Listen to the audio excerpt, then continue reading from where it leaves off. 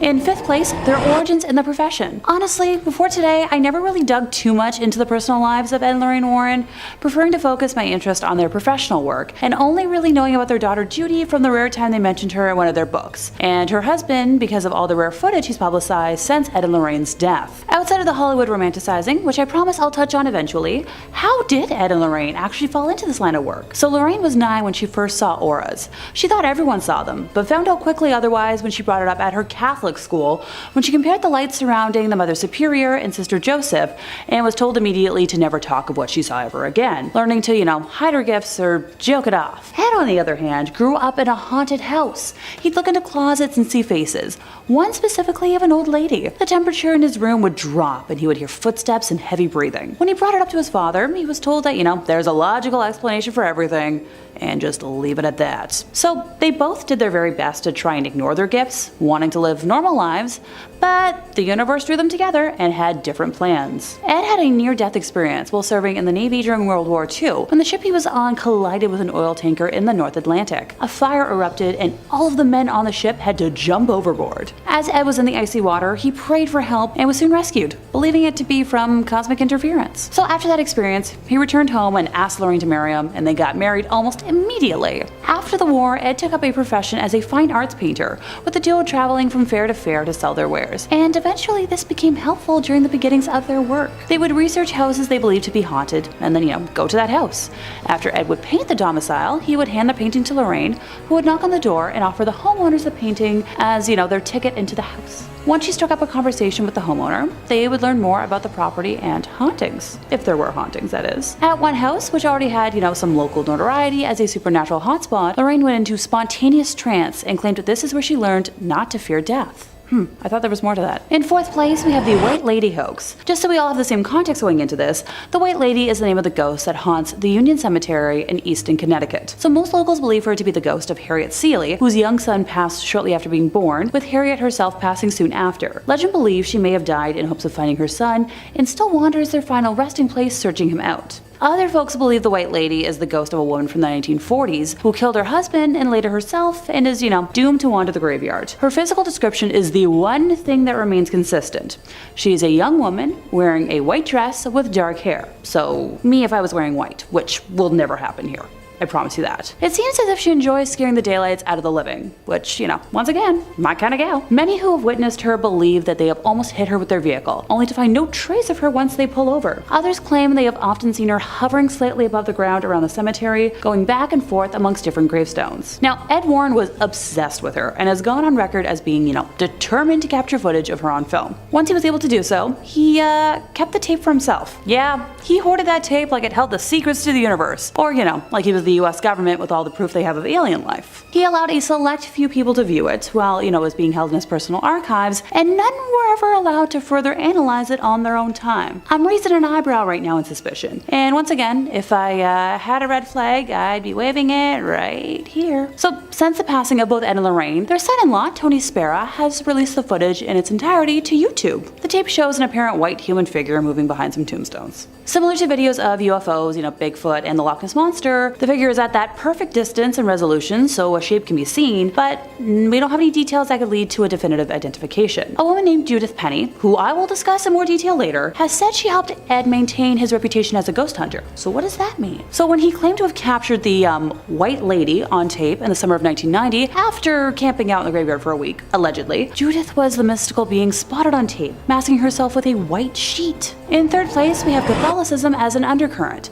This is probably the only thing that has always bugged me, and while it might be less of like a secret in the gotcha sense, allow me to explain. Hauntings Ed and Lorraine spoke about were caused by people who refused to conform to traditional family values. Only people who submitted to the patriarchy and the church could be safe in their eyes. Their 1980 book, The Demonologist, kind of explains it all. That Ouija boards would get you haunted, but so would reading books about witchcraft, owning an image of a non-Christian deity, or attending conscious-raising groups. The horror in Amityville was supposedly aggravated when the unlucky homeowners engaged in the unholy pagan practice of meditation. Addiction, depression, and disobedient children were all satanic. Hate, rage, despair, misery, drunkenness, and a sense of worthlessness will attract the demonic in a snap, according to Ed. One story in The Demonologist centers on a young woman who succumbed to evil after being fornicated with against her will. I do own this book, and I remember that not sitting super well with me. It was essential not just to stick with the status quo, but to be satisfied, with Ed going on record as saying, that a happy home is one's best defense, and even the most powerful exorcism will be effective only if you keep up an emotional atmosphere that does not attract such entities. And while I do believe this to an extent, not so far as Ed does. That atmosphere would involve going to church, by the way, saying that once a week was a good start. Yeah,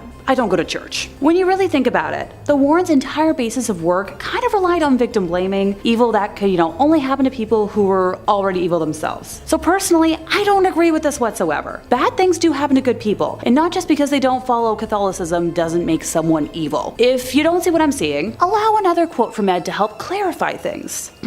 People who do negative or patently unnatural things are essentially doing the devil's work for him, and actually attract negative spirits to their side. Ed Warren was the homophobic brand of Catholic. Yes, I'm fully aware that not all Catholics observe this, and while most do not, Ed fell under that specific strain that sadly does. As a queer gal who didn't fully learn this until today, it kind of broke my heart that people who were so open to helping others and the unknown could be so close-minded.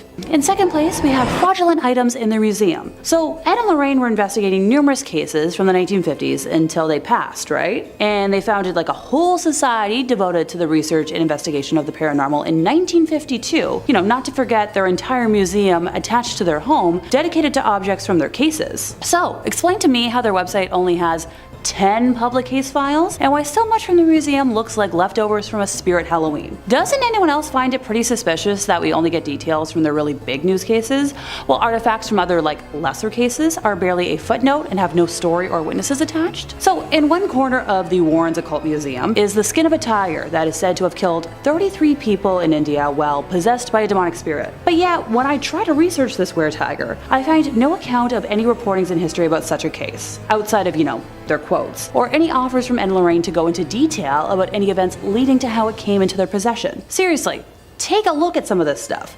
Given what I know about modern day Satanism, that idol looks like a papier-mâché alien mock-up. Well, most folks who practice Satanism don't actually pray to any sort of idol, or to the devil himself. But sure, for a moment I'll pretend like that's real and move on to the, black magic skull, which just looks like a cheap haunted house prop for a glow-in-the-dark room. Ditto for the, chilling masks. You know what, actually that's a lie. I've seen cosplayers make better masks. I'm not going to even try to rationalize the skull with horns or the recreation of the Witch of Monroe. Y'all don't need to see me fuming right now. In first place, their personal life. So if you watch the film franchise, you'd think Ed and Lorraine had a pretty ideal, wholesome, perfect Americana family style life. But the reality isn't so shiny or pure, despite what, they preach all the time. In the early 1960s, Ed Warren initiated a relationship with an underage woman with Lorraine's knowledge. Ed was in his mid-30s when he met Judith, who was exactly half his age. Yucky. Having not yet gained enough fame as a self-trained demonologist to pay the bills, Ed was working as a city bus driver in Monroe, Connecticut, while Judith was a student at Central High School in the nearby town of Bridgeport, who,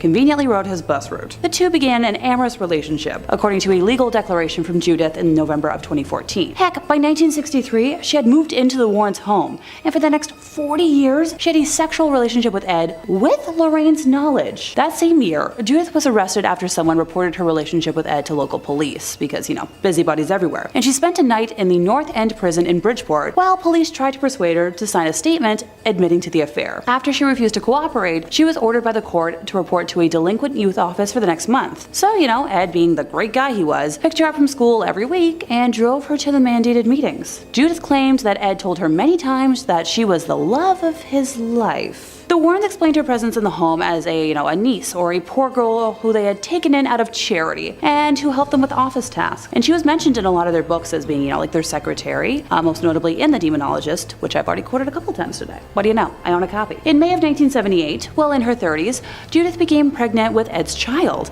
and Lorraine persuaded her to have an abortion because the birth of a child could become public and any scandal could ruin the Warrens' business. Now, if that wasn't awful enough, Judith has also claimed that Ed was, on occasion, physically offensive to Lorraine. Judith described one night in particular where she saw Ed slap Lorraine so hard she lost consciousness. Early on, she said, she witnessed him backhand his wife. While it might be easy to dismiss all these claims as, hooey, or someone trying to make something out of nothing, there's an interesting element from Lorraine that kind of proves this to be true. So when Lorraine signed on to consult on the Conjuring movies, she got a contract that states that the movies will not feature negative information about the Warrens, mentioning specifically intercourse with minors, youngling bad videos, anything to do with woman of the night, or sexual violence. Kind of weird to have to spell that out if you don't have anything to worry about. Now, this is where I was wondering, well, where was the daughter in all this?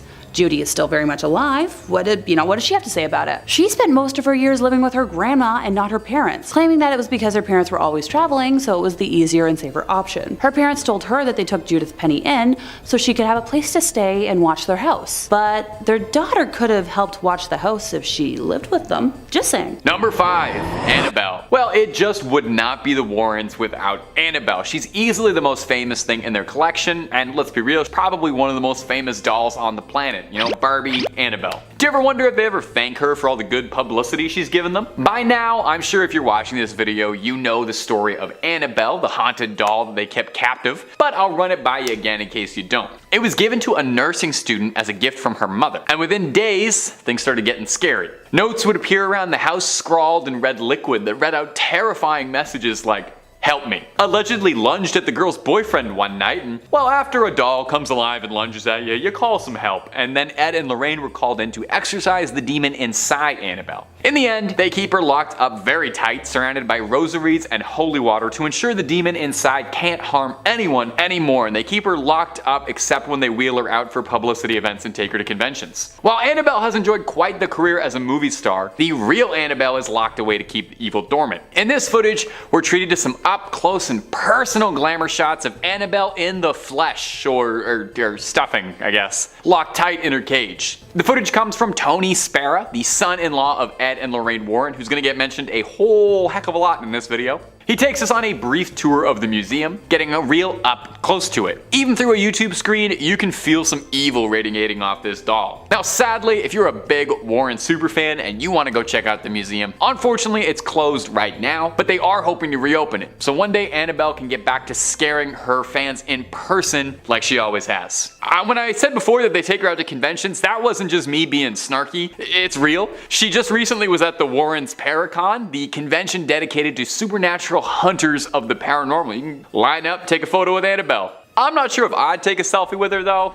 I don't know. It might look good on a Tinder profile, maybe? I'm not sure. And if you're looking for way more Ed and Lorraine content, true tales of terror, fake fibs of frauds, cryptids, ghosts, ghouls, goblins, aliens, pretty much anything scary under the sun and above it, well, you already know Top 5 Scary is the place for that. Make sure you stay subscribed. Please ring that little bell to the side so you get all of our videos when they upload. But do that at the end of this video, okay? Because I got 4 more pieces of Ed and Lorraine footage coming up for you right now, baby. Number 4, the museum tour. Now, if you wanted to go to the world's foremost collection of haunted relics and cursed objects, there's probably no storeroom full of curses more than the legendary collection of the Warrens' Haunted Museum of Souvenirs. Now, like I said just a second ago, the museum is currently closed as of the writing of this video, but they are trying to reopen soon.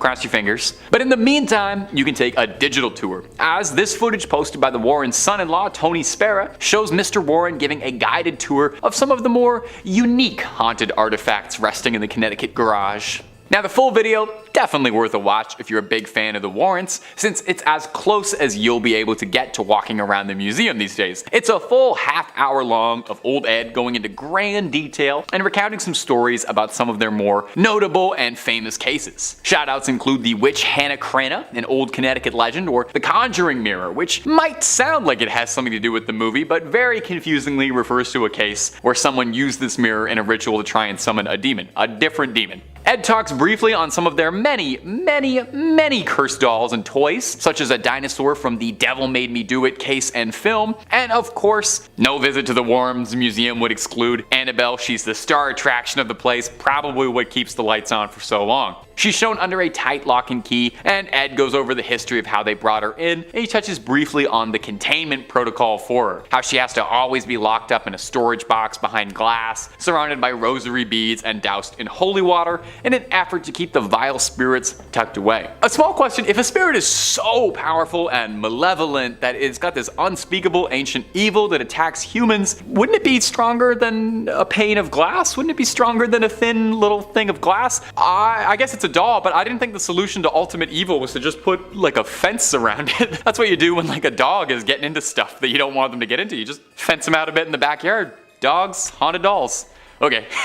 Number 3, the Shadow Doll. And coming in at the number 3 spot for today is going to be this footage of the Shadow Doll. When you first enter the Warrens' haunted museum, be it digitally or physically, one of the first things you'll see is this frightening little doll, affectionately dubbed the Shadow Doll. The Shadow Doll, that's fun to say. It's made of bird feathers and real human teeth. Lovely, those are some of my favorite ingredients. Now, it's currently owned by Tony Spera. He offers a bit of insight into the doll's history, saying it was originally acquired at an antique shop where it was sold with the owners of the shop completely oblivious to the doll's cursed energy. I don't buy that at all. What do you mean oblivious to the doll's cursed energy? Somebody came to you and sold you a doll made of bird feathers and human teeth, and your first instinct wasn't to douse the thing in holy water and kerosene for good measure? I know pawn shops ain't exactly the classiest place around, but you gotta have some standards, right? You gotta be able to recognize evil. There are very few dolls with human teeth that aren't evil. Spera claims the doll has an insidious curse inside it. Oh, wait, no, sorry, the Warrens weren't insidious. Anyway, the curse says that if you take a photograph of the doll, and when it develops,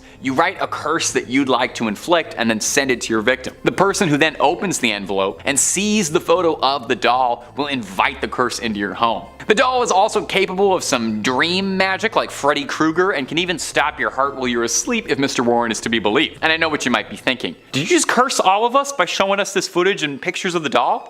No, of course not. I toss a salt circle around the camera before I film anything just to make sure no residual curses pass through the internet. I will say though, I have heard some pretty credible rumors that you're more susceptible to be cursed if you don't like, comment, and subscribe after watching a video, so I honestly would say on the safe side of things, you should do that. And on another side note, having done a lot of research on the pair of these two, I cannot stress how many haunted dolls and toys these people had. They had like the world's scariest Toys R Us in their backyard. Number 2, Scotland City under the city. Now, the Warrens' investigations didn't just take them on cross-country road trips in the United States. The Warrens visited a ghost in almost every state they claim, and then some. The Warrens' quest saw them traveling all over the globe in an effort to uncover truths and combat evil wherever it was found. In this recently uncovered footage, we can see a unique perspective from Lorraine digging underground in the secret vaults beneath Edinburgh. Under the ground is a series of large, cavernous vaults that were once used as a storage space for merchants, but when abandoned became home to Edinburgh's poorest,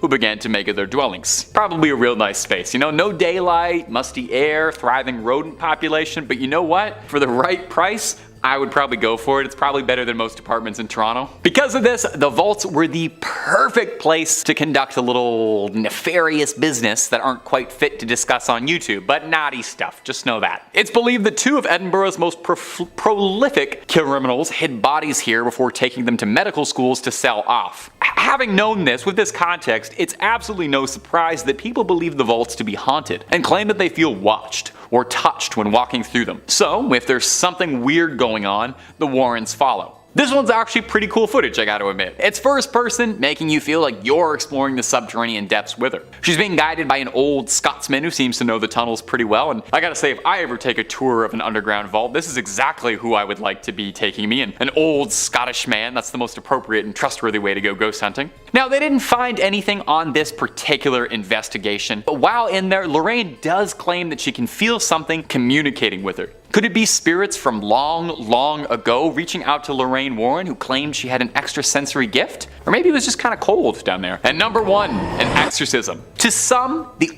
ultimate dream would be getting to ride up in the front seat with Warrens on one of their cases, getting to experience the paranormal firsthand under the tutelage of those who claim to have battled it their whole lives. It would be like if Obi-Wan Kenobi asked you if you want to go on an adventure with him. It'd be awesome. Well, hey, some people, they get to live their dreams every day. Like me, my dream was to stand in front of a camera and endlessly talk about ghosts and goblins, and it really is just the best. But a YouTuber by the name of Haley Reese got to live her dream when she met Tony Spera, the husband of Judy Warren, the daughter of the family, and Lorraine Warren, a bit before she passed away. She got blessed with a look into some never-before-seen footage of the pair of demonologists conducting fieldwork, namely an exorcism. Now, the person in the video has been blurred out to protect their safety, as, you know, it's one thing to be possessed by a demon, but doxing, whole other. We see Lorraine and Tony both fiercely conducting an exorcism, locked in spiritual warfare against a demonic force. We can hear Tony asking for the demon's name repeatedly, not because he's a friendly guy trying to make conversation, but because in order to properly drive a demon out of a host, you need to know its name. The name said, Beelzebub. Now, there is a little bit of a discrepancy whether or not Beelzebub and the devil are considered different entities, really depending on what book and depending on who you ask. Sometimes they are, sometimes they aren't. Either way, it's very bad news to have inside of you. Worst part is apparently that wasn't even the only demon inside there. It was like a clown car of demons inside one guy. Not enough room. Luckily, the pair was able to get all of the demons outside of them and banish them away. Does anyone wonder, does it leave like a weird taste in your mouth after you've had demonic possession? I feel like there's an aftertaste, you know? I definitely feel like I would need to brush my teeth afterwards, I think. Number 5, the White Lady Ghost. Among the Warrens' career of demonology was this peculiar case involving a local Connecticut legend, the White Lady Ghost of Union Cemetery. Whoosh, that's a doozy of a title. Can't she just be a spooky ghost? Anyway, Union Cemetery dates back 400 years, and it's said to be haunted by this one notable ghost. The tricky thing is, though, nobody quite knows the exact origin of who she is. Some speculate that she's a woman who lost her child in childbirth and hasn't been able to move on to the afterlife because she still seeks out her child. Others speculate that she's a ghost of a victim who had been dumped into a sinkhole near the cemetery, and she's been unable to move on while this crime goes unsolved. You know, the fact that we don't even know her name or who she is, that's probably bothering her. That's probably contributing to all her worldly stress. The only things anyone can agree on truly is that those who say they've seen her claim that she's dressed in a bright white nightgown and has her head and face concealed with a white bonnet. One particularly good ghost story, local legend, says that in the late 90s, a firefighter responding to a call nearby said a woman in a white dress jumped in front of the truck and landed behind him. When he leapt out of the vehicle, there was no body on the ground, but a dent in the hood. Naturally, such a popular local ghost story caught the attention of Connecticut natives Ed and Lorraine Warren, and this never-before-seen footage was released by Tony Spera, their son-in-law, and it's Ed filming the cemetery looking for proof of the White Lady. We'll play some of it for you now so you can get your eyes on it and you can try to make out what's happening. Ed Warren claims that in the footage you can see the ghost walking behind him in the shadows and turning to look at him. Lorraine Warren once said this evidence was so important that it had to be locked away to be studied by the New England Society of Paranormal Research. And I don't want to pop anyone's balloon here. It looks to me like they locked it away because it's not really that impressive. I personally couldn't really see anything in this, but let me know down below if you think this is smoking proof of a ghost walking through the graveyard, or if it's just some blurry lights through the fog. And if you're looking for more ghost videos, stories about Ed and Lorraine, hauntings, possessions, exorcisms, and basically anything freaky, Top 5 Scary has all of that and then some on top of it. Click through, subscribe, and like, and I am certain you'll find something to suit your fears. Stay scared. Number 4, the museum tour. If you want to go to the world's foremost collection of haunted relics and cursed objects, there's probably no room more affected by evil than the legendary collection of the Warrens' Haunted Museum of souvenirs from their case files. Now, sadly, as of this recording, the museum is currently closed down and hopefully reopening someday soon, but in the meantime, you can take a little digital tour. As this footage posted by the Warrens' son-in-law, Tony Spera, shows Ed Warren giving a guided tour of some of the more unique and memorable haunted artifacts resting in that Connecticut garage. Now, the full video is definitely worth a watch if you're a fan of the Warrens, since it's about as close as you'll be able to get to walk around the museum these days. It's a full half-hour long of Ed Warren walking around, going into grand detail and recounting some stories about their more notable cases. Some shoutouts I'll include real quick include the witch Hannah Cranna, an old Connecticut legend, or the Conjuring mirror, which might sound like it has something to do with the movie series, but actually refers to a bizarre bizarre case where someone used the mirror in a ritual to try and summon a demon and ended up inviting a poltergeist into his house. Ed talks briefly on some of their favorites, their cursed dolls and toys, such as a dinosaur from the Devil Made Me Do It case. And of course, no visit to the Warrens Museum could possibly exclude mention of Annabelle, who's basically the star attraction of the place and probably why anyone knows who the Warrens are and what keeps the lights on for so long. Annabelle is shown under a tight lock and key as Ed goes over her history of how they brought her in and first found her and how they eventually contained her. He touches briefly on her protocol, how she has to always be locked up in a storage box behind glass, surrounded by rosary beads and doused in holy water in an effort to keep the evil inside of her tucked away. And just a quick little small aside here from me. If a spirit is so powerful and so malevolent that it's able to possess a doll, and contain unspeakable evil and attack humans, how is it thwarted so easily by a little bit of glass? I mean, I guess it's still a doll, it doesn't get demon strength, but I didn't know the solution for dealing with demons is the same way you deal with like a dog that's being kind of troublesome. You just put something around them until they can behave. Anyway, moving on. Number 3, an exorcism. To some, the ultimate paranormal dream would be getting to ride shotgun with the Warrens on one of their cases, getting to experience the paranormal firsthand under the tutelage of those who have battled it their whole lives. It would be like if Obi-Wan Kenobi picked you up on some backwater desert planet and asked if you wanted to go on a great adventure with him. It would be awesome. Well, some people get to live their dreams every day. Like me, you know, my dream was to stand in front of a camera and talk about ghosts all day long. A YouTuber by the name of Haley Reese got the rare opportunity to meet Tony Spera, the husband of Judy Warren, daughter of the family, and Lorraine Warren a bit before she passed away, and she got a blessed look into some never before seen footage of the pair of demonologists conducting some field work, namely an exorcism. Now the person being exorcised, their name is Roberto, but they've been blurred out to protect their safety. Demon possession is one thing, but doxing is a whole other. We see Lorraine and Tony both fiercely conducting an exorcism, locked in a spiritual battle against the forces inside. We hear Tony asking for the demon's name repeatedly, not just because he's a friendly guy, he seems like he's pretty friendly, but because to properly drive a demon out of a host, you need to know its name. Well, just listen to what he answers with, it's gonna shock you. Beelzebub. Now there's a bit of discrepancy whether or not Beelzebub and the devil are considered different entities. Depending on the text you're reading or the mythology, sometimes they are, sometimes they aren't.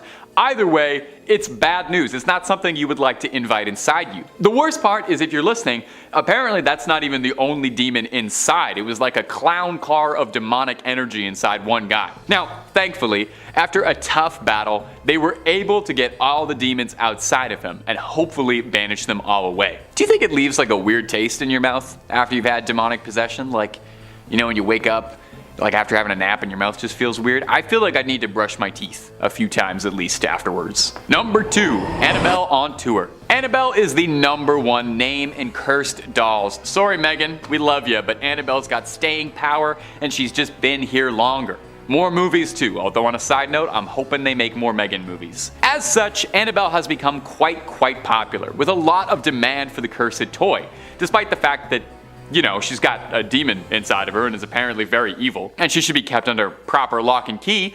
Did you know that there was a significant enough demand for Annabelle that she tours?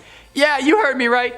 Annabelle tours. And you know what? I think that's great. Girl, get it. You gotta get that bag, you know? The movies made you a star, really propelled you to the world stage. It would be a shame to keep you locked up in Connecticut when your fans are waiting. A recent clip made the rounds on TikTok of a paranormal investigator, Eric Vital, transporting the allegedly haunted doll to take her to Perron, a convention for ghost hunters and paranormal enthusiasts to break bread, swap stories, and pick up cursed goods. Founded in the Warrens' memory to carry on their legacy and establish a community of ghost hunters. Eric is part of the New England Society for Paranormal Research, the foundation created by Ed and Lorraine to further the development and research of the paranormal. Now this short video of him unpacking Annabelle got all kinds of attention on TikTok, mostly from people wondering why you would want to take her anywhere, or why you would want to get your hands on her at all. I mean, inside the case she's carried and literally says do not open under any circumstances. Now Eric did understand this, and he assured that those who are worried that they take all the proper precautions, and that's not just putting Annabelle in a seatbelt. We take this very seriously, he said. Our faith is very strong. all of us. So we bless the van. We all have enormous amounts of holy water. We have a priest come in, bless the area, and bless the items. And maybe put her in a car seat too, just to be safe. And number 1, Buddhist exorcism. You know, it wasn't just the United States where Ed and Lorraine worked on their cases. If there was a call for it, the Warrens would do their best to answer. Plus, I feel like if you only ghost hunt in one country, you're missing out on so many good demons and scares. If you're a fan of the channel, then you know by now just how many really fascinating cultural and regional monsters that exist out there and all the different ghost stories that exist. You know, you can spend your whole life battling demons, but have you ever gone toe to toe with a yokai or an oni? Maybe that's why the Warrens decided to take a trip to Japan in the early 2000s. Maybe they just wanted a nice vacation, or maybe they were getting tired of local poltergeists and wanted a new difficult challenge. They set out to Japan to investigate these allegedly haunted tunnels, where a number of people were reported to have died in. Ed was a former World War II Navy veteran, and he had spent a lot of time around Japan and was interested in their culture and the reports and things that he had heard. Of course, it was hardly a vacation, because while they were there, they were asked to participate in a Buddhist exorcism of a young woman named Teresa who had become the unwilling host to a litany of demons. They were aided by a group of Buddhists during their exorcism, a change of pace from their usual help from ordained Catholic ministers. We'll play it for you now so you can get some eyes on it. In the clip, we can hear Lorraine doing her level best to try and cast the evil out of the young girl's body. Now, the clip's a bit hard to watch, I'm gonna be honest. Seeing somebody writhe around screaming in what looks like agony, but luckily, they're being tended to by the experts, I guess. If there was anyone you'd want, it would probably be Ed and Lorraine and a group of Buddhists. Ed and Lorraine said the Buddhists were extremely helpful, saying they were cut from a different cloth. And if they're ever running out of Conjuring movies or running out of ideas for them, I think they should start sending the Warrens internationally. Or just stop pretending they're based on true stories altogether.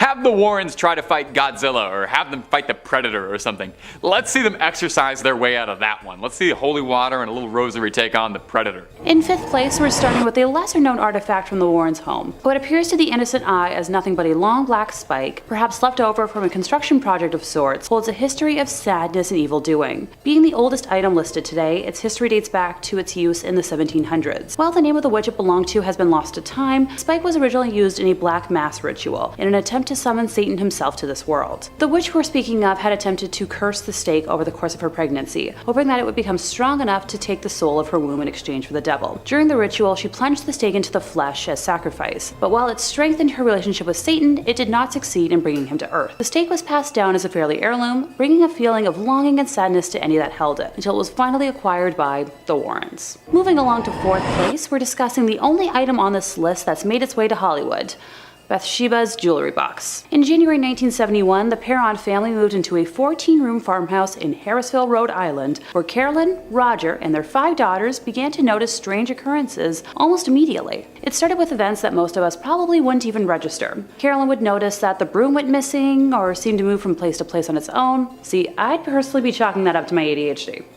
2 young girls of the home began to notice spirits around the house. Carolyn then brought it upon herself to research the history of the home and discovered that it had been in the same family for 8 generations, and that many of them had passed under mysterious or horrible circumstances. The most haunting spirit in the home is that of the witch, Bathsheba Sherman. Fairly well off, Bathsheba and her husband Judson had a son, Herbert L. Sherman, born when Bathsheba was approximately 37 years old. While the couple gave birth to 3 others, they weren't able to survive past the age of 7. One of the passings of a neighbor's child in her care drew public attention during a post-mortem examination, when it was determined that the fatal wound was caused by a large sewing needle that had been impaled at the base of the skull. It's believed that Bathsheba took offense to Carolyn moving into what she considered her home and wanted to take back that control. The most notable incident being one afternoon when Carolyn said that she had been lying on the sofa and out of nowhere felt a piercing type of pain in her calf, and then the muscle began to spasm. Upon examination, she noticed a puddle of blood at the point of impact. She checked for bees or anything else that could have caused the puncture in her leg, but found nothing. In her daughter's book, Andrea Perron described the wound as perfectly circle, as if a large sewing needle had impaled her skin. Now, if I were to summarize the entire hell the Perron family endured for the decade that they lived in what they refer to as the Old Arnold Estate, we'd be here for an hour. But during one of the last instances where the Warrens were called in to help the ailing family, they removed the box from the home after thoroughly blessing it, believing that it was acting as a conduit for Bathsheba's demonic energy to affect the home.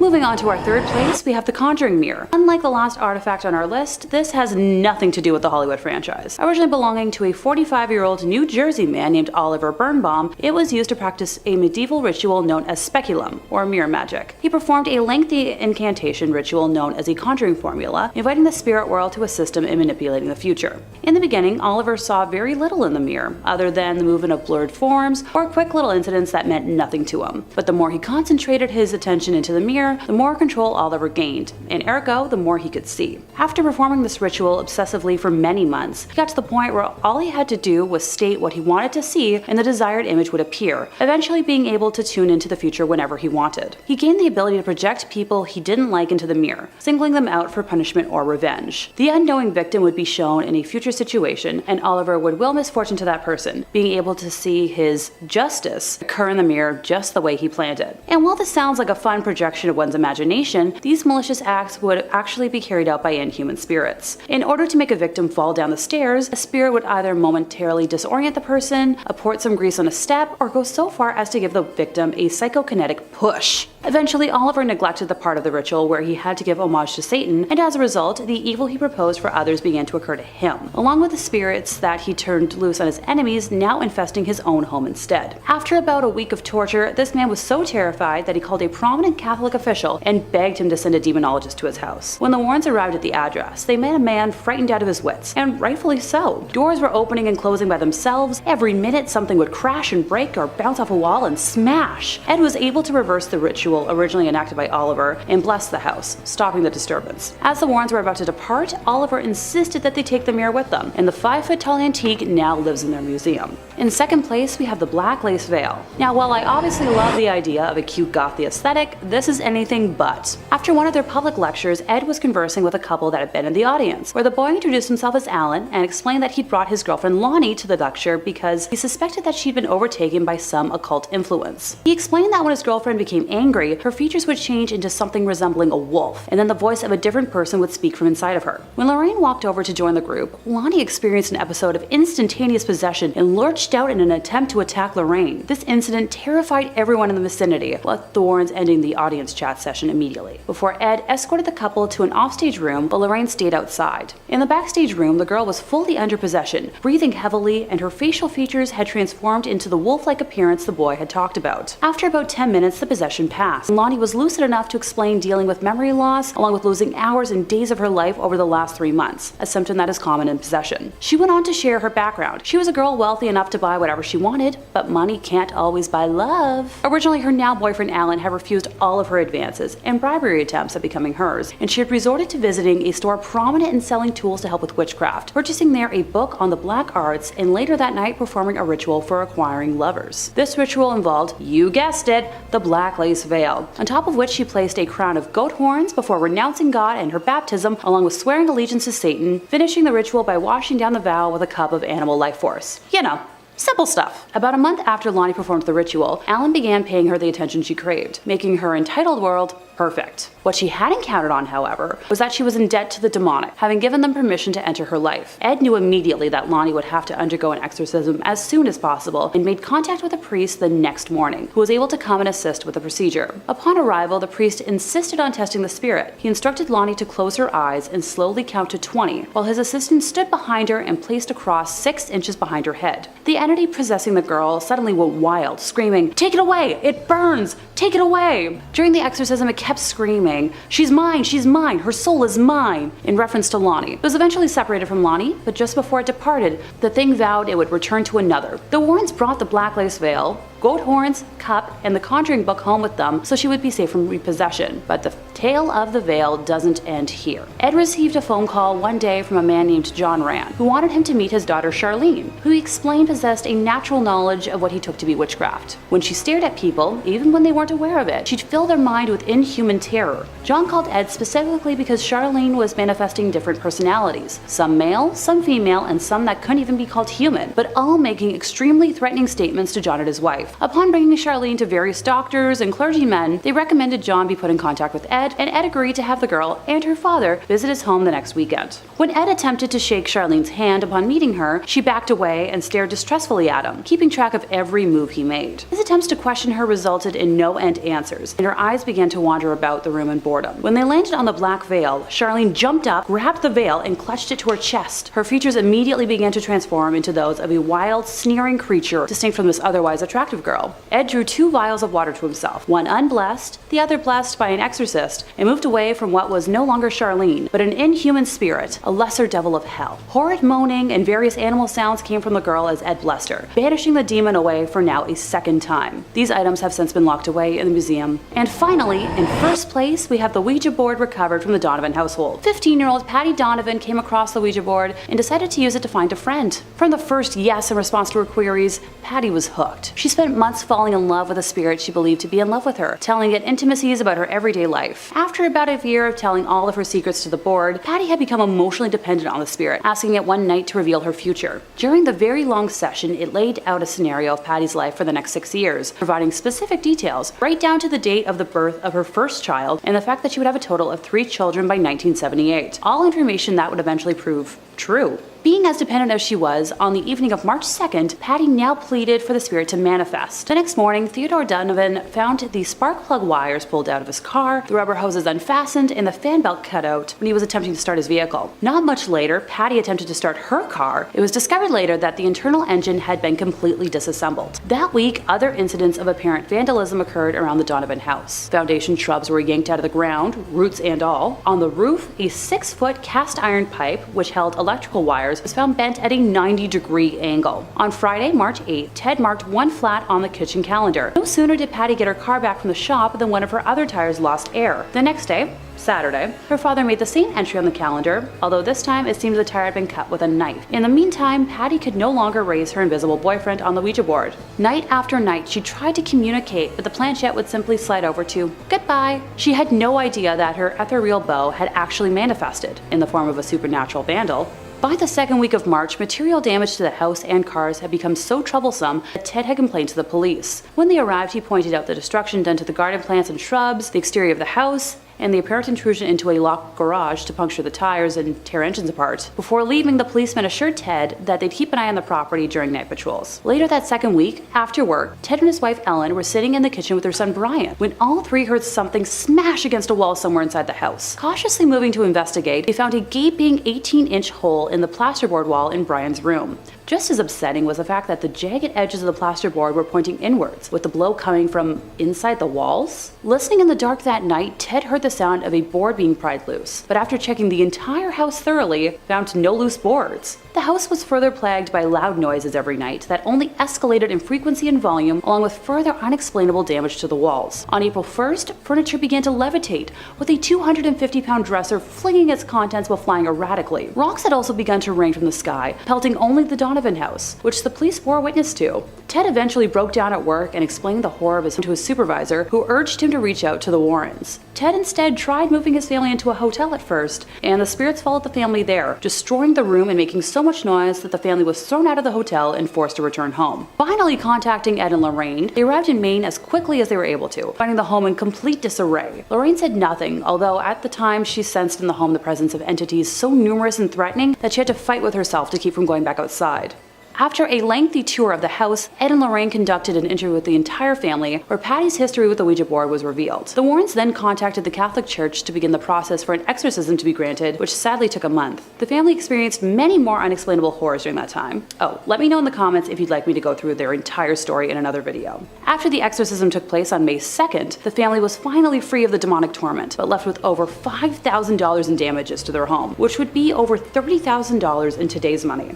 And now that I'm wishing I lived for my old cross necklace in my jewelry box this morning, that's the end of our list. Honestly, with all of the artifacts the Warrens have collected over the years and the details they've shared with the public, it was a struggle to narrow it down for today. Number 5. The Manson blood painting. Charles Manson was the infamous cult leader who formed a group of mostly young women, teaching them that they were the reincarnations of the original Christians and that he was Jesus Christ. Manson began using his followers for extortion, taking a music teacher, who they believed had inherited a large fortune, hostage in his home and demanding that he join the cult and turn over the money. The man maintained that they were mistaken, and Manson attacked him with a sword before having one of his followers finish the job. In the cult's most famous incident, Manson sent 4 family members to the home of Hollywood actress Sharon Tate with instructions for them to end the lives of Tate and the 4 guests who were staying with her. The next night, these family members were joined by 3 others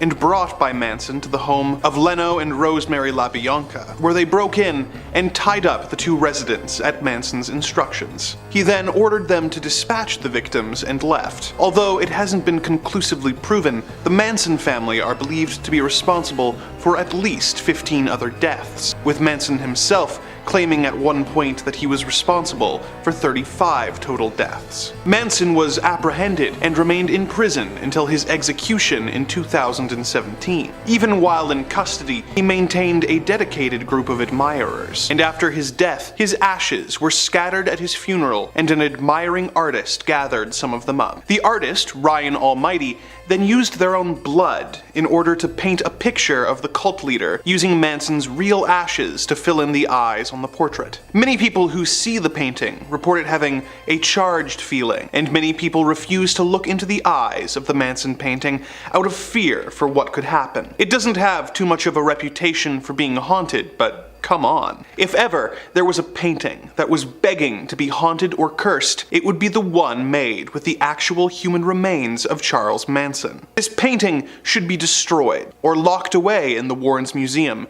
just to be safe. Why wait until more creepy activity is linked to this disturbing painting? Number 4. The Hanging Man. This haunted painting is actually linked to a haunted photograph, making it twice as haunted as some of the art on this list. It all started when a photographer named James Kidd took a seemingly innocuous photo of a wooden cart next to a barn. Kidd thought nothing of it until he had the photo developed and saw a ghostly figure had made its way into the frame. On the left side of the cart, he could see a headless and hanging man. He showed the photo to others, who searched for any sign of doctoring, but could find none. It was then that this painting caught the attention of a painter named Laura P. Laura claims that she felt drawn to the image and decided that she had to make an oil painting based on the photograph. While painting the picture, she reported feeling deeply uneasy, but she pushed through to finish her art. The painting was hung at a local business, but was soon taken down after it reportedly began moving on its own and caused several important papers to go missing. Laura then put the painting up in her own home.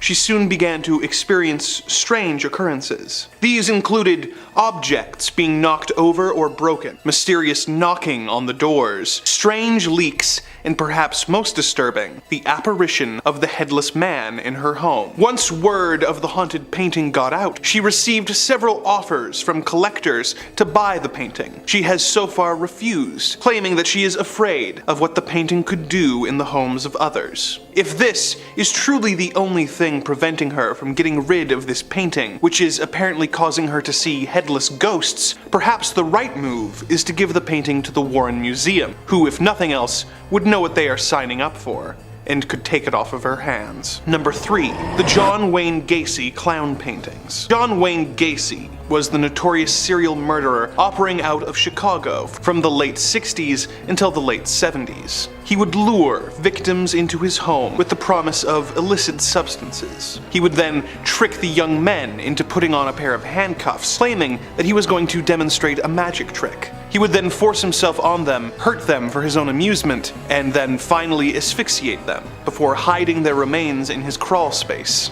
In the 11 years that he operated, he was responsible for the deaths of over 33 people before he was arrested on December 21st, 1978, and sentenced to execution by lethal injection. Gacy had appeared for years to be the perfect family man, being an active member of his community, and in a detail that the media became obsessed with, volunteering as a clown who would perform at parades, fundraisers, and children's hospitals. This was unrelated to his crimes, was such an odd detail that the press dubbed him the Killer Clown. This apparently served as the inspiration for Stephen King's It, and since then, clowns just haven't been able to catch a break. While awaiting his fate on death row, Gacy took up painting, creating several portraits of himself dressed as Pogo the Clown. He is believed to have created over 2,000 paintings in prison before his death in 1994. After this, his attorney auctioned the paintings off, with several of them being purchased and burned in a bonfire attended by the families of his victims. Of course, this just made the paintings that remained more valuable and rare, and they have been known to show up in auctions where they are purchased for tens of thousands of dollars by people with questionable morals and taste. Some of these collectors came to regret their purchase of the Gacy clown paintings, with some claiming to experience vivid nightmares and visions of Gacy's crimes and victims sitting at the foot of their beds, after having looked at the paintings for too long. If such claims are genuine, then perhaps it would be better to take these disturbing paintings and have them locked in the deepest, darkest corner of the Warrens Museum, prevent them from doing any harm to the people who come across them. Number 2. The Anguished Man. The tale of this rather disturbing looking painting is strange and steeped in mystery. Every scant piece of information we have on it is more unsettling than the last. The painting of a featureless man who seems to be screaming was apparently painted by a deeply troubled artist who mixed his own blood with the paints in an effort to get the right shade of red. Not long after completing it, the artist took his own life, and the painting found its way into a woman's care. She kept it for many years, but claimed that once she put the painting up, her and her family began to see a dark, shadowy figure roaming about the house. At night, they would hear strange sounds like footsteps and crying. The woman took the painting down and kept it locked in her attic for 25 years until she died, leaving the painting to its current caretaker, Sean Robinson. Sean had been warned by his grandmother that the painting was haunted, but he thought little of it. Robinson kept the painting in his basement for about a decade before rediscovering it and putting it up.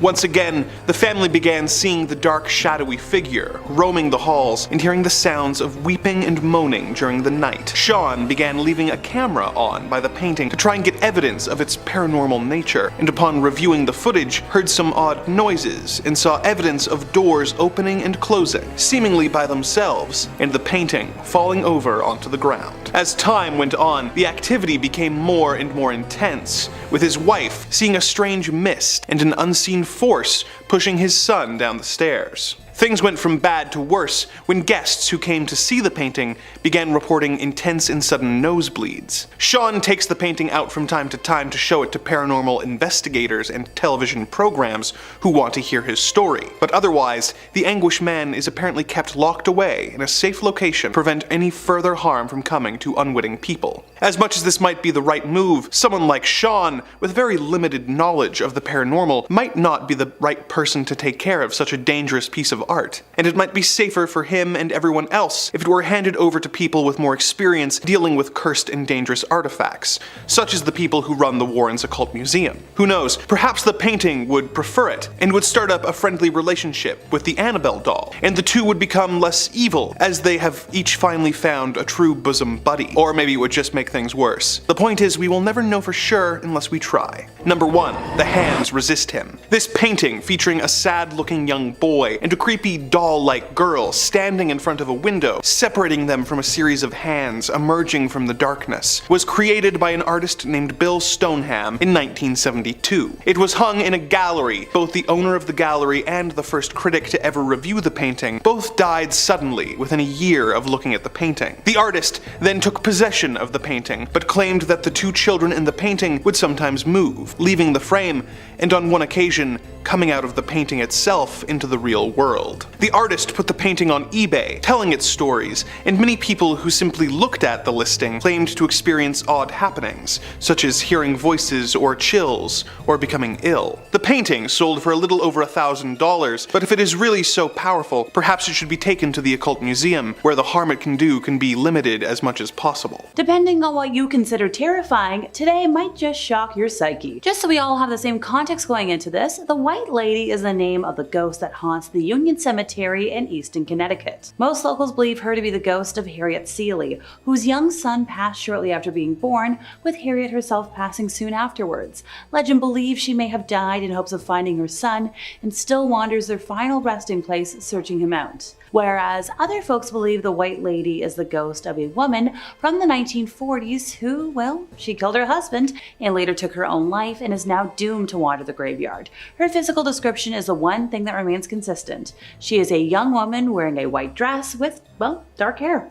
Many who have witnessed her believe they have almost hit her with their vehicle, only to find no trace of her once they pull over. Others claim they have often seen her hovering slightly above the ground around the cemetery, going back and forth amongst different gravestones. So Ed Warren was obsessed with her, and he went on record a lot of times being like, I am determined to capture footage of this elusive lady.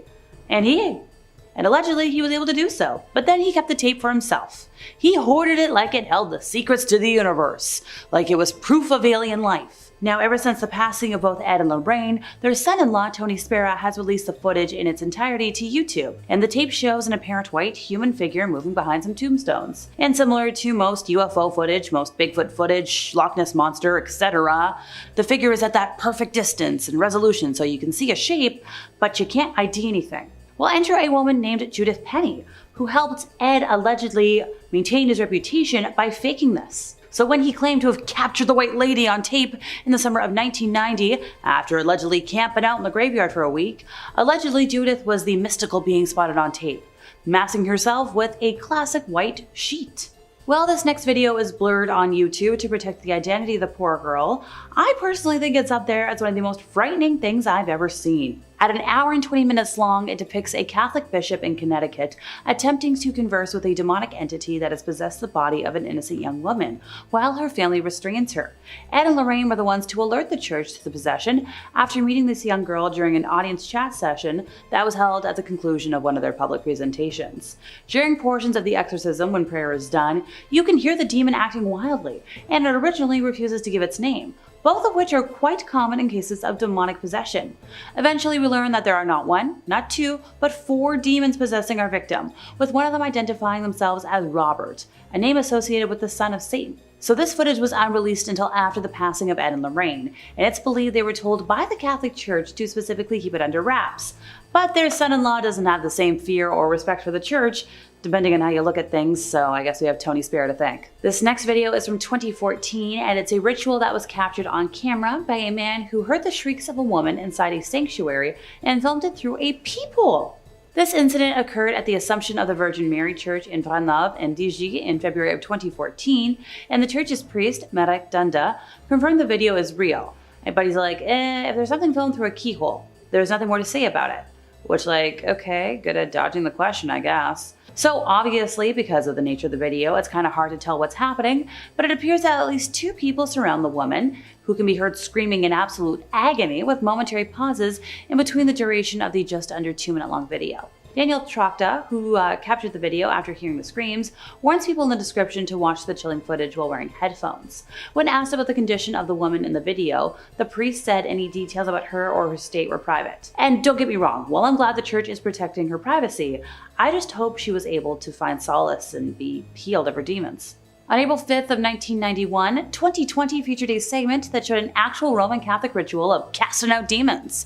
Videotaped at a nun's home in the suburban Palm Beach County, the segment shows the affected girl, referred to only as Gina, as she thrashes under the effect of ancient prayers. She's sprinkled with holy water, and you've got that classic cross pressed to the head.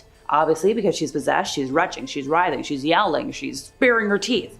She's saying, "Get me out of here, me not want to leave." She's shrieking at the priest, and she even snaps her bonds. If the exorcism team hadn't tied her down, she might have actually levitated to the ceiling. At the time, the March 25th issue of US News and World Report carried no fewer than 5 articles on hell and devil. Because apparently at the time, it was like more than the heyday of the 1950s when it came to demonic stuff. And another poll released in the same year said that 55% of Americans believe in the devil and in demonic possession. So how does that tie into this? Well, we're talking about exorcisms, right? Speaking of which, the main exorcist in this report is only known as Father A. And going back to the sisters involved, we've got Lois Schaefer and the Reverend Walton Dockerow. And they took part in this, even though, technically off the record. Palm Beach Bishop J. Keith Simmons, who permitted the taping, issued only a little statement saying the devil really exists. He was powerful and active at work in the world today as through the centuries, which echoes a lot of other cardinals. And it was Cardinal John O'Connor's remark that there can be no question about the reality of the devil that initially drew the interest of the TV show for this exorcism. Eventually, after that, the church got so many requests from around the country to investigate cases of possession that they had to be like, we need somebody. Well, this fell to Reverend James LeBar, a specialist in the occult, who looked into the initial claims and was like, okay, well, for starters, Gina was genuinely being tormented. According to the report, she was experiencing crazy psychotic episodes, visions of demons, dead people. The mom tried everything. She tried a spiritualist, she tried hospitals, you name it, she tried it. In the footage that we have today, at the time, the priest said she was being controlled by 10 spirits. So they met all the violent reactions by following the prayers and gestures of the rite. Apparently, this whole ordeal took like 6 hours, and apparently that's not uncommon for exorcism lengths. Before the procedure even began, Father A was like, yeah, it's terrifying. I could die tomorrow, I could be attacked, I could be taken over, which like, is it worth it, pal? Evil spirits like to take their time leaving a body, and not without a fight. And that leaves everybody drained, exhausted, and vulnerable. Also quoted is Dr. Warren Schlanger of Miami Children's Hospital. Also quoted is a doctor of a local hospital where Gina was treated before and after the exorcism, and she's like, yeah. And he said, even I don't know. Father A was troubled. He was believing that after this exorcism, the devil was disturbing his sleep, attempting to weaken and destroy him. But he said, hey, that's a price I gotta pay. I'm a church man against demons. American professional boxer Ryan Garcia recently alleged that Bohemian Grove, a place rumored to exist in the north of San Francisco, is not only real, but it's a place where he's seen some heinous stuff. Be careful watching, folks. This was during an X-Space interview with Andrew Tate earlier this year, and there was a video that actually went viral that shows an alleged satanic ritual. It was reportedly taken in the year 2000 by prominent conspiracy theorist Alex Jones because he was actually able to infiltrate Bohemian Grove about a couple of times after being denied a bazillion. And while the visual is obviously hazy, the audio is a little unclear, you can see some kind of ritual. We got like fireworks, we've got cloaked priests, which that checks a couple of my boxes for a satanic ritual. Additionally, Alex Jones's interview on the Joe Rogan Experience went viral because he's like, hey, yeah, when I trespassed, I saw effigies being burnt in front of a large owl shrine, which only further fuels the alleged satanic speculation. Number 5 on this list is the Shadow Doll. Whatever demon took up residence in this evil-looking doll was not one that the Warrens were too fond of. Scare Street says, the Warrens' files do not state why this horrible doll was created in the first place. However, they do state that it was used in satanic rituals and it was created by black magic using human and animal bones. It's rumored that if a picture were to be taken of the doll, it would project itself into the dreams of the person who dared to look at it in the eye. However, it is not only a simple dream. The dream would be so intensely nightmarish that the victims would either suffer from a heart attack or forever be frightened of sleep because of the horrifying looking doll. The files even state that there were a few deaths caused by it. The Shadow Doll was later found in an antique shop and oddly enough, a couple purchased it. After the purchase, the couple began to encounter the eeriest of nightmares. They later found out that they were experiencing the same nightmares of the cursed doll and that the husband had scratches all over his back and neck, which could only be traced back to the Shadow Doll. Clearly, this doll and its capabilities was something that the Warrens were very concerned about. It's one thing to be attacked when you're awake and conscious. Let's face it, this happened to the Warrens all the time, and they were constantly having to deal with scary demons coming after them. Obviously, this was never a great time, but it was something that they could handle. Getting attacked while you're asleep, though, that's a completely different animal. You are now being haunted in a world where things won't make any sense. A world where this Shadow Doll can manipulate the physics and do things that they wouldn't be able to do outside of our heads. It also meant for the Warrens that they wouldn't have one another. They were a team and tackled every single one of their demonic foes as a unit. Getting attacked while you were asleep in your brain meant that the other person, even though they would most likely be lying right next to you, they'd have no idea that you're getting attacked and wouldn't be able to do anything to save you. All of this is why the Warrens had to take this doll and bring it to their museum. This was of course after they performed various ceremonies on it to try and extract the demonic presence. Number 4 on this list is the Amityville horror house. This is the case, the demon, the haunting, that launched the Warrens to stardom. But don't think that it didn't come at a cost. Pop Sugar says, the demonologists became a household name for the supernatural after their involvement in the infamous Amityville house. The scary elements of this story really began in 1974, when 23-year-old Ronald Defoe Jr., one of the children of the Defoe family, murdered his 2 parents and 4 siblings in their sleep. The house was empty for a year, but George and Kathy Lutz eventually bought the house for a very cheap price of $80,000. The couple and the children only stayed for 28 days after seeing slime ooze from a wall and a red-eyed pig creature among other disturbances. In addition to these occurrences, George saw his wife levitating and said that he woke up at 3:15 every day, the time when Defoe killed his family. The Warrens came in and determined that there were psychic troubles even before the notorious murders. A demon was in this place causing problems. The Warrens knew it, and they had to deal with it. Now, I don't think that the demon can be blamed for everything that went on here. At the end of the day, murder is murder, and I don't want to take anything away from that. But after the fact, this place was susceptible to being haunted, and a demon definitely came in here and haunted it pretty well. It's their most famous case for a reason. Number 3 on this list is the Enfield Poltergeist. The Enfield Poltergeist was a possessive demon who specifically targeted 2 young girls. MovieWeb says, this well-known case formed the subject matter for The Conjuring 2. This case saw the Warrens flying overseas to London, England in order to investigate alleged poltergeist activity in the North London borough of Enfield. Peggy Hodgson, a single parent, had initially called the police after 2 of her 4 children had reported knocking sounds on the walls. Peggy herself claimed to have witnessed furniture moving around with no explanation. This was apparently also corroborated by a police officer visiting the house. Ed and Lorraine Warren were convinced that the events were of supernatural origin and appeared to be predominantly focused around 2 of Peggy Hodgson's teenage daughters, with the girls seeming at times to apparently levitate off the ground. So like I said, a demon who really enjoyed possessing people. These are some of the most dangerous types of demons because you simply don't know who or what to believe anymore. If you're living in a house that's haunted, then how do you know that your dad, for instance, is who he claims he is? How do I know who to trust? Also, I am just as susceptible to being taken over by this creature, and I can't imagine that that's a great time. It's easy to see why Ed and Lorraine Warren were scared by this demon. Number 2 on this list is the Annabelle doll.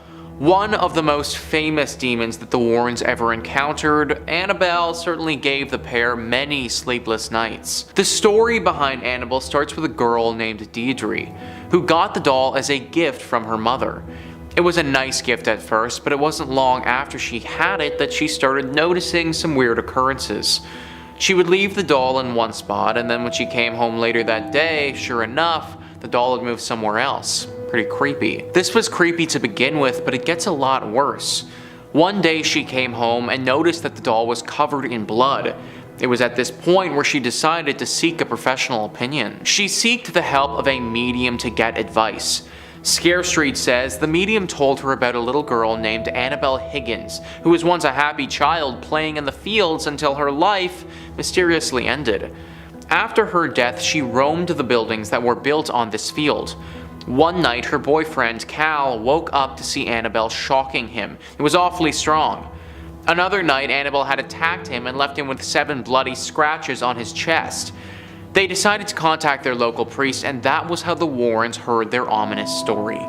The Warrens delivered the victims a shocking truth, saying that there was no Annabelle and it was a mere trick from a demonic spirit which was allowed to manifest the doll after their agreement. The Warrens told them that the spirit was given permission to inflict harm on them, and that if they had remained silent, the spirit would have killed them all within a week or 2. They held an exorcism and took the doll with them. Whilst driving though, Ed lost control over the car for a few times, and the priest who had made fun of the doll was killed in a dreadful accident. Disturbed by the doll, the Warrens decided to keep it in a sealed box. This thing almost took Ed Warren off the road and could have ended the Warrens' lives prematurely. Safe to say that they feared this demon a decent amount, I think. And finally, number 1 on this list is the Conjuring house.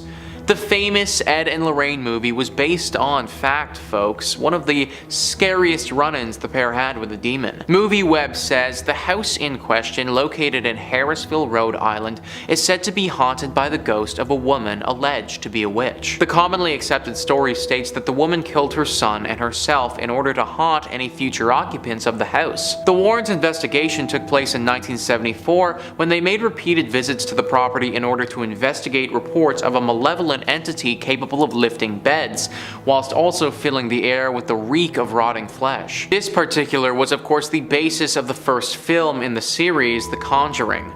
While Ed Warren had already passed away during the production of the movie, Lorraine Warren served as a consultant on the project. Of that long ago investigation, she admitted the things that went on there were just so incredibly frightening, it still affects me to talk about it today. Literally, Lorraine, when she was alive, was still affected by the things that went on in this house.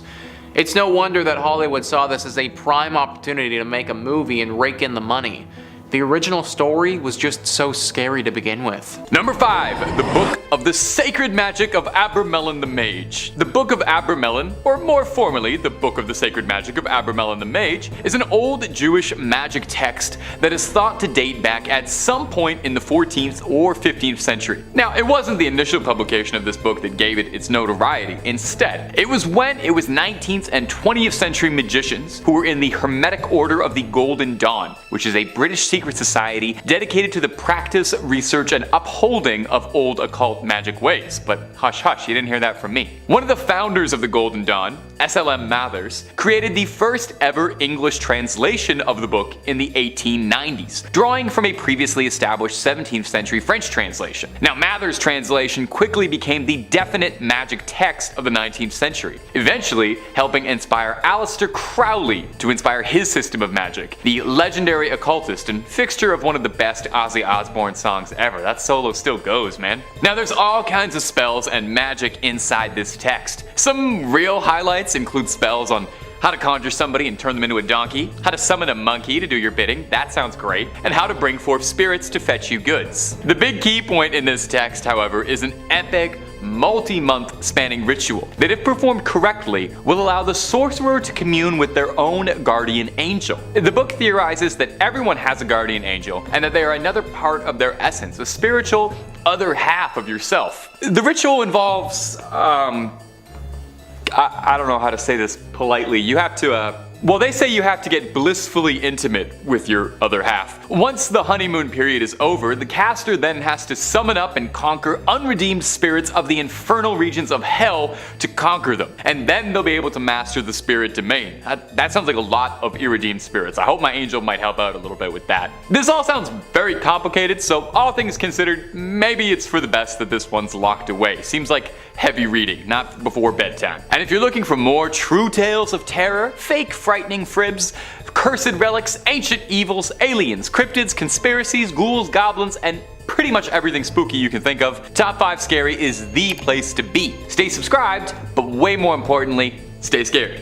Okay, let's keep going. Whole lot more video to get through. Number 4. Book of Soyga. The Book of Soyga, also known by a more complicated name, the Alderia Siva Soyga Vocor, is an occult text that hails back from the 15th century. I'm pretty sure just saying that name out loud in front of the camera, I probably caused a curse on the office, so I'm sorry about that. This text would have been lost to time, just another forgotten cursed manuscript, if it weren't for the obsessive efforts of John Dee, a 16th century polymath who had his hands in just about every field of study. Polymath is a fancy word for a guy who studies just about everything, and Dee practiced chemistry, physics, astronomy, and also the occult. You know, there's always more to learn, right? Mr. D was particularly interested in contacting angels to learn the secrets of the universe. And this book contains a litany of recipes for magic spells and all sorts of writings on demonology and astrology, but most importantly, and what caught Mr. D's attention, is that the book is said to include the names and genealogies of all of heaven's angels.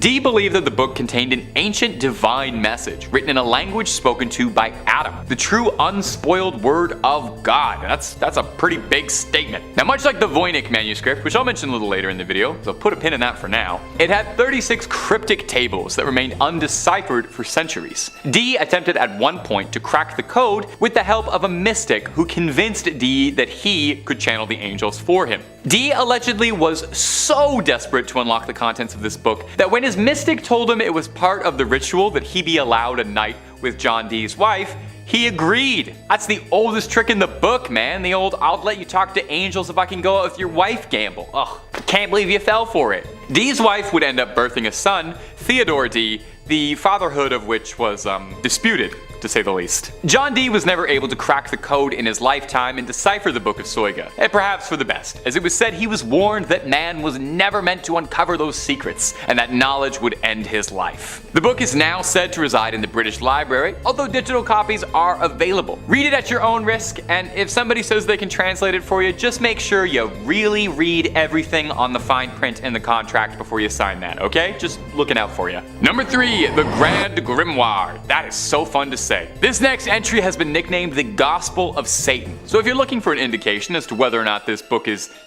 evil, there you go. They had to put that on a sticker, put it on the cover right next to the Oprah's Book Club recommendation. This book is said to have originally been written by a man possessed by the devil sometime in the 16th century. It's an infamous occult text and is said to contain dark incantations, spells and rituals, tools on how to force demons to do one's bidding, and even some instructions for a little necromancy 101 for fledgling dead raisers. It's not all brimstone and hellfire though. There are also reports on how to make pacts with spirits for personal gain, rituals to win the lottery, talk to ghosts, make yourself invisible, and even adorably, how to win love. Never heard of a demon working to help someone fall in love. Now, all that sounds cool, definitely. I know I would love to have like a little skeleton minion who could help me with chores, maybe be like my little buddy. I love playing a necromancer in Skyrim, but these things don't really work out if you don't know what you're doing. Take a look at Full Metal Alchemist, that didn't work, they didn't know what they were doing. Even opening this book is considered equivalent to selling your soul to the devil. Soon as you crack the spine, it's like signing the contract. Because of the book's nefarious reputation, the original copy of the manuscript has been sealed away inside the Vatican's secret archives, and not currently available to the public. So I don't think whatever they're listing on Amazon as the Grand Grimoire for $10 is the real Grand Grimoire.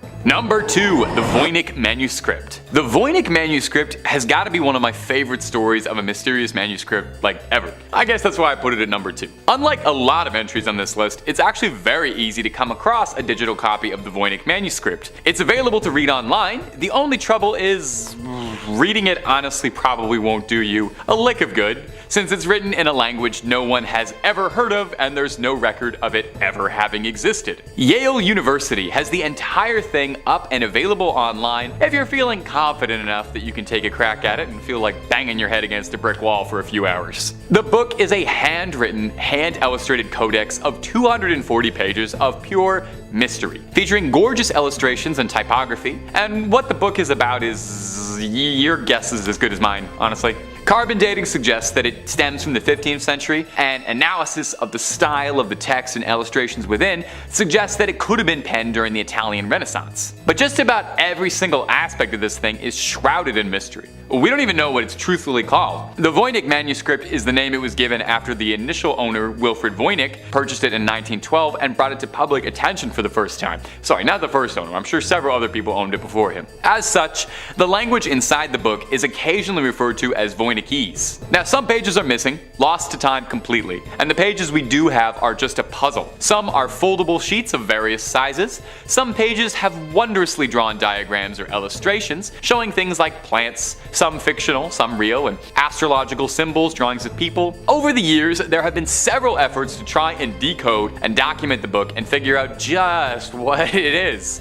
A prevailing theory, admittedly a boring one, is that it's a guide to botany written in a mysterious script, a forgotten language, an uncrackable code, an incredibly convoluted hoax. Of course, with any good mystery, there are some wild theories. Some say the Voynich manuscript could be written from an extraterrestrial gifted to humanity, or written in demonic script perhaps, or that biblical language that we were mentioning in the book Soyga a few points ago. Like I said, it's available online, so I leave this up to you. If you manage to crack it, let us know down below in the comments. We're all clamoring for it. And number 1, the Codex Gigas. When it comes to cursed and demonic books, the Codex Gigas is one of the biggest ones around. Like, literally. Codex Gigas translates to giant book, which isn't exactly a scary name. When you see the size of this behemoth, it starts to make a little bit more sense. This thing is massive.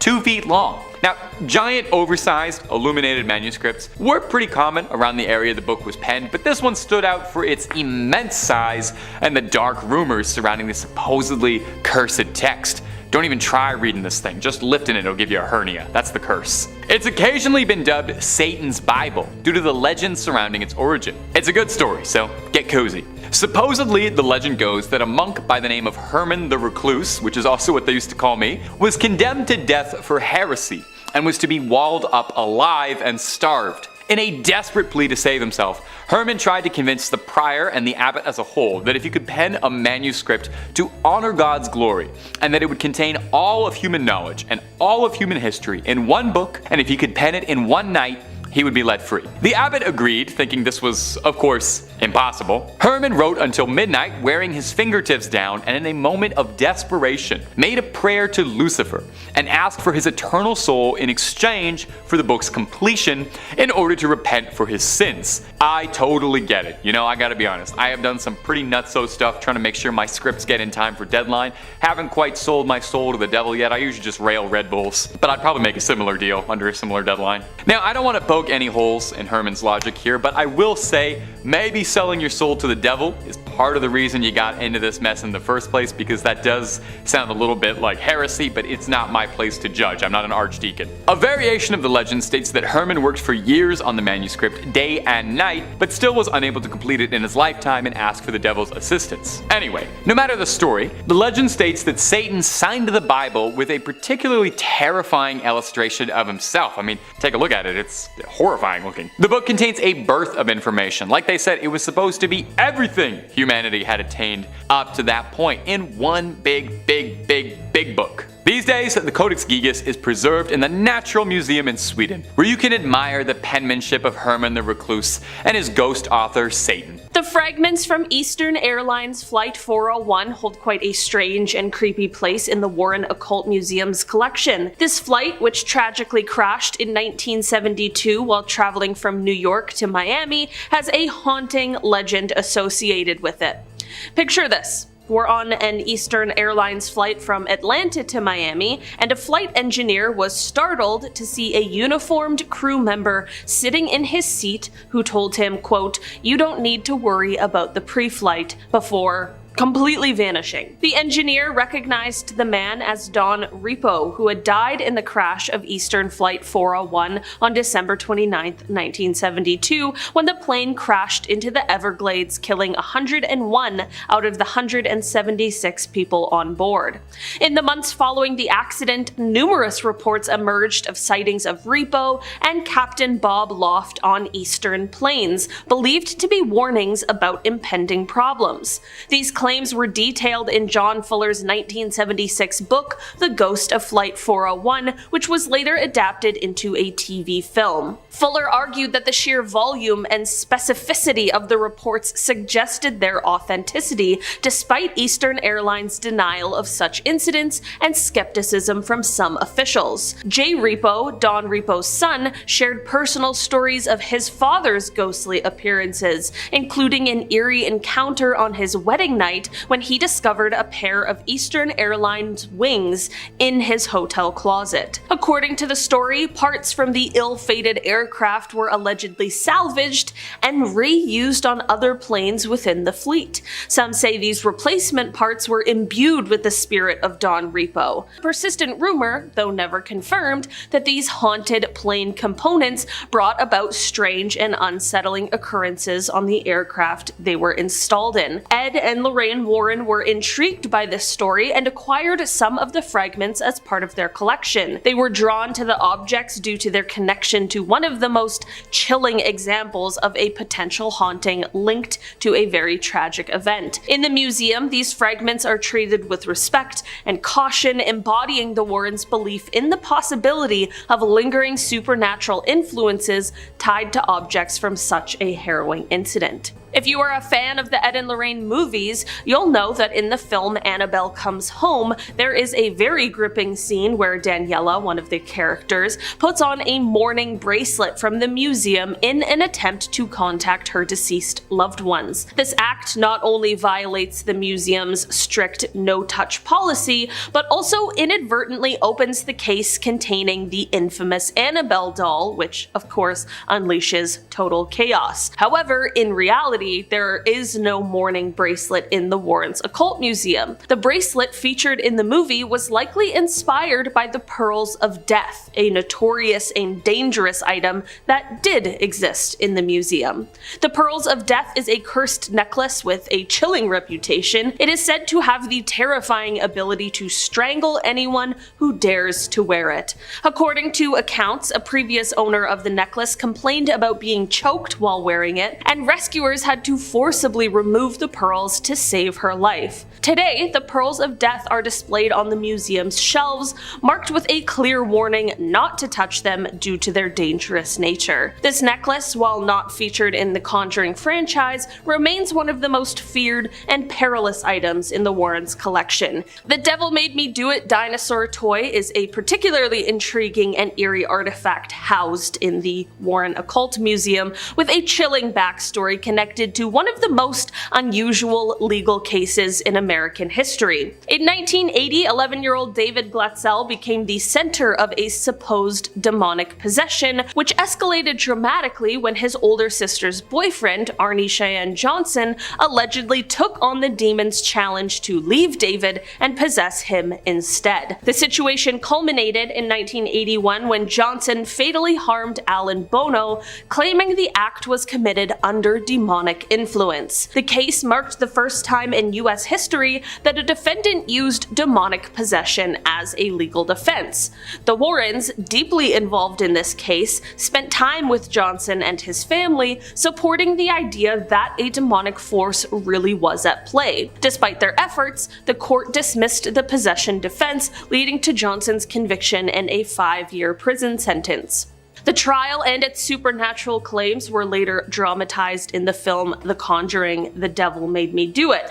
So why did I just explain all of this to you? Well, let's take it back to the cursed items. Among the strange occurrences reported during the possession was the very bizarre behavior of David's dinosaur toy, which was said to have levitated and ominously warned the family, quote, "You're all going to die." This unsettling toy, now on display in the museum, is kept in an open container surrounded by rosary beads and other protective items, reflecting the Warrens' belief in its connection to the dark forces involved in the case. I don't know, maybe close up that container. I don't think we need it to be open, just in case. A man died. I'm just saying.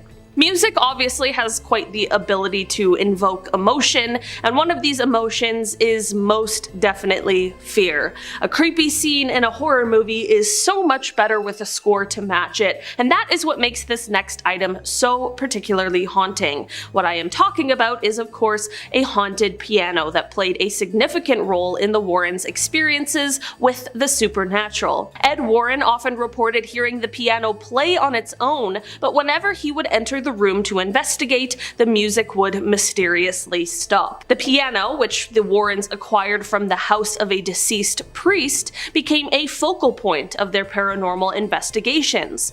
To manage the disturbances associated with it, Ed decided to have a priest bless the museum every 2 to 3 months, a practice that reportedly put an end to the piano's eerie performances. This haunted piano makes a very brief appearance in Annabelle Comes Home, where Judy's babysitter, Daniela, again, ventures into the Warrens' family room full of haunted artifacts, despite being warned not to touch anything. Though the piano doesn't play a major role in the film, Daniela's decision to ignore the warning and explore the room highlights the perils associated with meddling with the Warrens' collection. The piano remains a testament to the Warrens' belief in the lingering and sometimes malevolent energies that can attach themselves to these objects. In the Warren Occult Museum, a particularly chilling pair of artifacts includes a human skull and a satanic idol, each with its own dark history. The skull, which was used in a satanic ritual, arrived at the museum adorned with markings that suggest its use in occult practices. Nearby, the satanic idol has an even more sinister backstory. According to the tale recounted by Tony Spera, the real-life occult museum curator and son-in-law of renowned demonologists Ed and Lorraine Warren, this idol was discovered in the woods of Sandy Hook around 1991 by a hunter who was reportedly guided away from the scene by a mysterious man dressed in black. Intrigued by this strange occurrence, the hunter brought the idol to Ed Warren's attention. Ed, accompanied by the hunter, went to retrieve the idol which had been left behind. Shortly after the idol's acquisition, Lorraine Warren fell gravely ill, with doctors unable to provide a clear diagnosis for her condition. Ed was convinced that this illness was a result of the curse placed on them by a satanic cult high priest who originally owned the idol. It is noted that while satanic activities are not commonly discussed in Connecticut, it is believed that they are more prevalent than generally realized. The skull and idol are now displayed in the museum, representing the Warrens' belief in the dark and potentially harmful energies associated with such occult objects. Number 5. The White Lady Ghost. Among the Warrens' storied career of demonology was a peculiar case involving a local Connecticut legend, the White Lady Ghost of Union Cemetery. Whoosh, that's a doozy of a title. Can you just shorten that down? Just like a Union Cemetery ghost? There you go. 3 words. Anyway.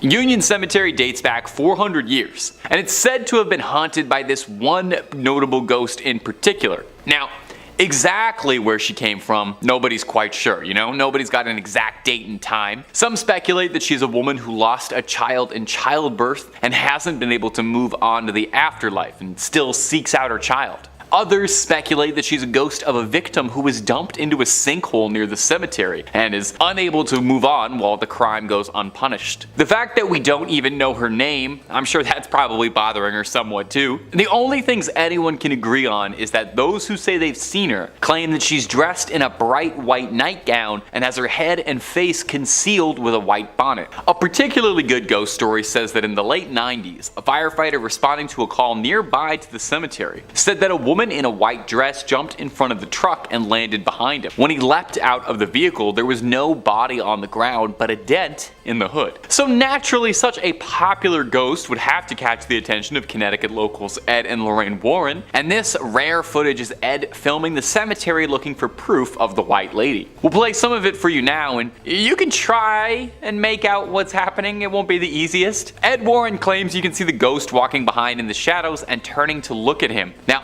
Ed Warren said that this evidence was so important it had to be locked away to be studied by the New England Society of Paranormal Research, but not to burst anyone's bubbles, it kind of looks to me like they locked it away because it's not really that impressive. You let me know if you could see what they were trying to get me to see, because personally I just see some blurry lights in a dark graveyard. But maybe I'm not opening my third eye enough. If you're looking for more ghost videos, stories of the Warrens, hauntings, possessions, exorcisms, and a whole lot more, Top 5 Scary has all of that and then some. So click through, please subscribe, please ring that little bell so you don't miss a single one of our videos, but do that at the end of this video, okay? Because I got 4 more Ed and Lorraine Warren stories coming up for you right now. Number 4, Ed Warren invoking a spirit on camera. Coming up next is this video uploaded by Tony Spera, the Warrens' son-in-law, on his personal YouTube channel. If you're a fan of the Warrens and you're not already, I would recommend subscribing to Tony Spera. He puts all sorts of Warren related clips up on the channel and it's fun.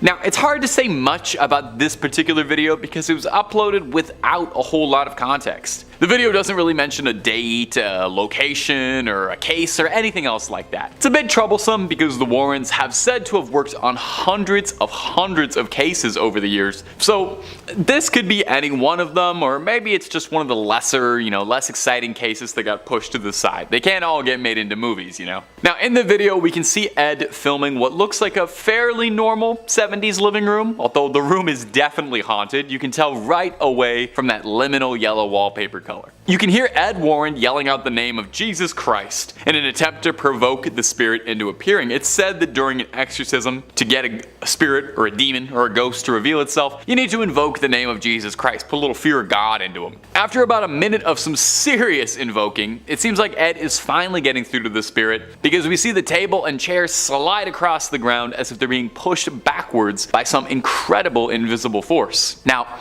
we don't really see anything more exciting or spiritual than the chairs and tables getting pushed, but that's pretty exciting nonetheless. There's not a ton of footage from the Warrens while they were, working the field, so it's pretty exciting to see whenever we get opportunities like this though. Of course, I do hear you saying this could just be faked. So is this the footage of a ghost caught on camera, or is this nothing more than a faked video to drum up some attention back in the day, like an original CGI hoax video on TikTok? Number 3, driveway alien. Ed and Lorraine Warren got involved in all sorts of things. It's said that they've tussled with vampires, with werewolves. Now, we don't have it on 100% authority that they ever encountered aliens, but they definitely could have. They researched everything. So let's take a look at this weird video of what looks to be a visitor from another world touching down on the driveway. You wouldn't expect aliens to make first contact in Colorado, but hey, here we are. In this video, we can see a really scrawny little creature walking up and down Vivian Gomez's driveway. The creature had people talking because, well, take a look at it. Just what is it? It almost looks like it's got giant ears flopping around when it moves, and I'm not gonna lie to you, it reminds me a lot of Dobby from Harry Potter, so maybe he just got a sock and he's just celebrating his happiness and he's excited to be free. The woman whose driveway caught the security footage, one Vivian Gomez, had this to offer when she posted it on Facebook. So I woke up on Sunday morning and saw this on my camera, and I'm trying to figure out what the heck. First, I saw the shadow walking from my front door, then I saw this thing. Has anyone else seen this on their cameras? The other 2 cameras didn't pick it up for some reason. Sadly, her security camera only films for about 10 seconds or so, so this is the only footage that she was able to capture of this mysterious driveway creature. Gomez clarified for everyone that whatever it was wasn't her son. Okay, we weren't thinking that, but now we're definitely not thinking that, because she doesn't let him out by himself that late, although that opens up a lot of questions. She saw something strange running around her driveway at night and considered the possibility that that might be her son. Like I said, I'm pretty sure the most likely possibility is that this is a freed house elf excited for the future, or a very confused alien. Could be an alien that just touched down. Maybe a Terminator traveling through time. That's why it looked naked. Gang, you let me know what you think what this mystery monster could have been down below. Number 2, Jharkhand. Coming up next is a clip out of India that went viral last year and captured the attention of paranormal enthusiasts, alien hunters, and skeptics alike. I like when you can get everybody all in together and like that. You see something weird on camera, we're like, is this an alien? Is this a ghost? Is this a demon?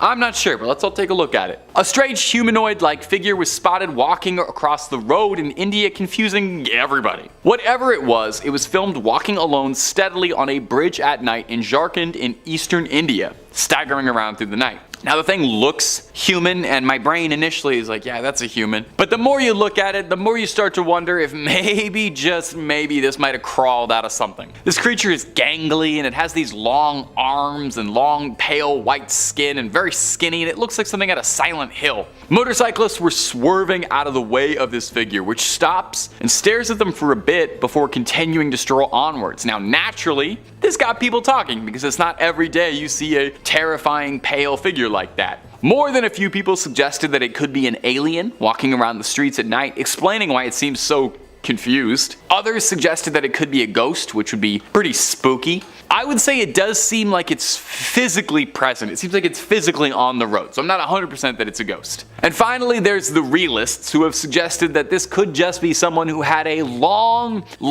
night and is lost and on all the substances right now, just trying to get a good night's sleep. As far as I know, no one has cracked this case, certainly not Ed and Lorraine Warren, so we may never have a satisfying answer. And number 1, the Buddhist exorcism. It wasn't just the United States where Ed and Lorraine Warren worked on their cases. If there was a call for it, the Warrens would do their best to answer. Plus, I don't know, I feel like if you only hunt ghosts in one country, then you're missing out on just so many good demons and ghosts out there. If you're a fan of the channel, and I hope you are, then you know by now just how many amazing, interesting regional monsters, myths, and cryptids there are all over the world. You could spend your whole life battling demons, but have you ever gone toe to toe with an Oni or a yokai, something like that? Well, maybe that's why the Warrens decided to take a trip out to Japan in the early 2000s. Maybe they wanted a vacation and a change of pace, or maybe they were looking to challenge themselves. They set out to Japan to investigate these allegedly haunted tunnels, where a number of people were reported to have died in. Ed was a World War II Navy veteran and had spent a lot of time around Japan and was fascinated in their culture and the things that he had seen while stationed there. Of course, hardly a vacation, because while they were there, they were asked to participate in a Buddhist exorcism of a young woman named Teresa who'd become the unwilling host to a litany of demons. They were aided by a group of Buddhists during the exorcism, which is probably a change of pace from their usual ordained Catholic ministers. In the clip, we can hear Lorraine doing her level best to try and cast the evil out of the young girl's body. The clip is a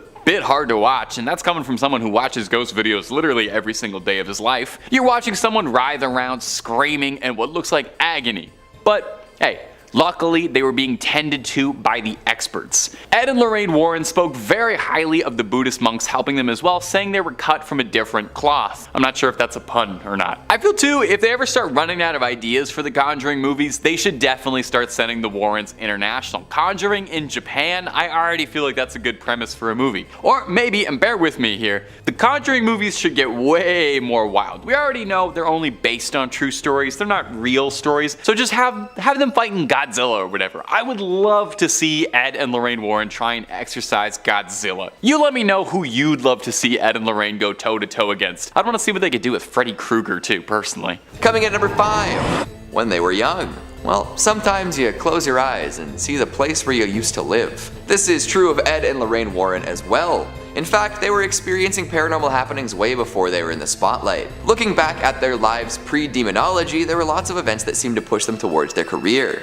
Call it luck, call it destiny, the world seemed to have a whole lot of unexplainable events in store for the Warrens. Before Lorraine had even met Ed and still had her maiden name, she started to see things other people couldn't. At the young age of 9, she began noticing that some people were surrounded by different types of auras. Back then, she just assumed that everyone could see that. However, it became clear that these clairvoyant abilities were specific to her over time. Ed also had some paranormal experiences young, as he claimed that he lived in a haunted house when he was a boy. That kind of experience would drive anyone towards exploration of those kind of themes, right? Doors would open and shut on their own, and sourceless lights would appear in his home. Interesting, right? Well, these early appearances did a lot to inspire the duo to look deeper into the unknown as they aged. However, being young and inexperienced, they were also vulnerable to demonic possession. Neither ever told any stories of being under the influence of an entity while still a child, but they very well could have. A lot of demonic possession seem to happen in children, whether that means that they're more vulnerable to manipulation or their connection to the spirit world is stronger. So as young folks with a predisposition towards the unknowable side of things, they were at risk of falling under the influence more than most. In In the end, it seems they fortunately avoided such a fate, but the world of demonology and as a result pop culture at large would look a whole lot different if either Ed or Lorraine's experiences were a little darker early on. It's wild to think what kind of cascading effects might have happened had they grown up a little differently. Ed apparently had to jump from a blazing oil tanker while serving in the Navy, and while swimming in that frigid water and fighting for his life, he prayed for help and was soon rescued. That near-death experience inspired him to profess his love for Lorraine and marry her. Imagine if instead he had questioned his faith or given into darker ways after such an event. Coming in at number 4, we've got the Smuarl succubus. Anytime a succubus or incubus gets involved, you know things are going to get tricky. Humans are often weak in the face of temptation, and this kind of thing does not exclude famous demonologists. I won't go too deep into the details here, but Ed and Lorraine are not universally loved, and there are some very questionable stories about the two and their predispositions. This comes into play during the investigation of the Smuarl family. In the mid-80s, this family contacted Ed and Lorraine for help with their haunting. After moving into their house over a decade ago, they'd experienced numerous terrifying ordeals. Their dog was thrown against the wall with force by an unseen presence. Their daughter was pushed down the stairs. Jack Smuarl's ear was bitten, and both he and his wife Janet were assaulted by a demon. The last was apparently a succubus or an incubus, and you know what kind of assault those demons are interested in. So when Ed and Lorraine arrived on the scene, they already knew what was going on. Confirming that the Smuarl house was indeed haunted, they got to work trying to figure out what to do about it. During their time investigating, Ed noticed a strange dark mass, and it really put him on edge. Apparently he was also left a message by the dark forces at play, one that read, "Get out." And that didn't go over well with Ed. Wanting to defeat this succubus, Ed came back with holy water and rosaries. He used these tools to fight against the demon, but to little avail. Apparently he was thrown 10 feet through the air by the demon and attacked on multiple occasions. Had he stuck around much longer, who knows what would have happened. In the end, he admitted he was not strong enough to deal with this presence and reached out to the Vatican. They sent an exorcism team, and the house was indeed eventually cleansed. A happy ending for sure, but that is definitely a close call for Ed and Lorraine, don't you think? Coming in at number 3, some Sneader suspicions. In a different haunted house, this time occupied by the Sneader family, another demon had a hold on their residence. Poltergeist attacks were common, and the Sneaders were also being assaulted by whatever presence was inside. The house, which was once a funeral parlor, was home to many terrible experiments and abuses upon the deceased. It was said that the man running the place beforehand would use corpses in dark rituals, and even use the bodies for unspeakable acts. So when Ed and Lorraine showed up, they had a lot to do. After hearing stories of the Sneaders being grabbed and their clothes being tampered with, they reached out to the local church and performed an exorcism. This could have ended poorly, as Ed admitted that the presence was terrible and diabolical. Had this exorcism gone south, all involved could have been hurt, possessed, or worse. Coming in at number 2, we've got the Union Cemetery sighting. Here's another famous case. In fact, the notoriety of the ghost present here goes beyond Ed and Lorraine's influence. They added to it for sure, but the White Lady of Union Cemetery is well known all on her own, thank you very much. So much so that she's contributed to many classic urban legends. Now when does she get a movie, right? Well, regardless of movie magic, Ed almost fell victim to this particular ghost one time. Although, to be honest, she seems more benevolent than malevolent. Attracting all sorts of paranormal enthusiasts from across the United States, the White Lady has made quite a name for herself. Late night motorists might notice a pale figure ahead on the map and slow down to see if they need help. Often she'll just disappear at that point, but sometimes she'll try to hitch a ride with them back to the cemetery itself. Ed and Lorraine took a trip out to Union to see what they could find and ended up running into the White Lady herself. Trusty video camera in hand, Ed supposedly captured footage of the White Lady. The evidence is so controversial and important that it was kept hidden for years. To this day, the legitimacy of this footage is called into question, and I'm sure that the ghost herself wasn't too happy about being potentially caught on camera. One has to wonder if she made any attempt to prevent the Warrens from getting a good shot. And finally, at number 1, we've got the Perron predicament. Most folks would be happy to have some famous demonologists on their side when fighting off whatever's invaded their home. However, if it's not going so well, or if you haven't heard of the folks trying to help you, things could play out a little differently. Although the Warrens' involvement with the Perron family is the focal point of the first Conjuring movie, things didn't exactly play out that way. After the Perrons purchased their Rhode Island home, things started getting weird. They experienced a number of paranormal attacks from all sorts of vengeful spirits. At a loss, they reached out to a number of paranormal experts, eventually being visited by the Warrens. However, this didn't help out all that much. In fact, the patriarch of the Perron family eventually had to ask the Warrens to leave his family alone, as their intervention seemed to be making the demons angrier. Hell, they might have been egging the demons on to go bigger. Maybe if they stuck around a little bit longer, the demons would have found a way into the Warrens. It wouldn't be too surprising considering how upset the Perrons were at the amount of help they were getting. Wild, right?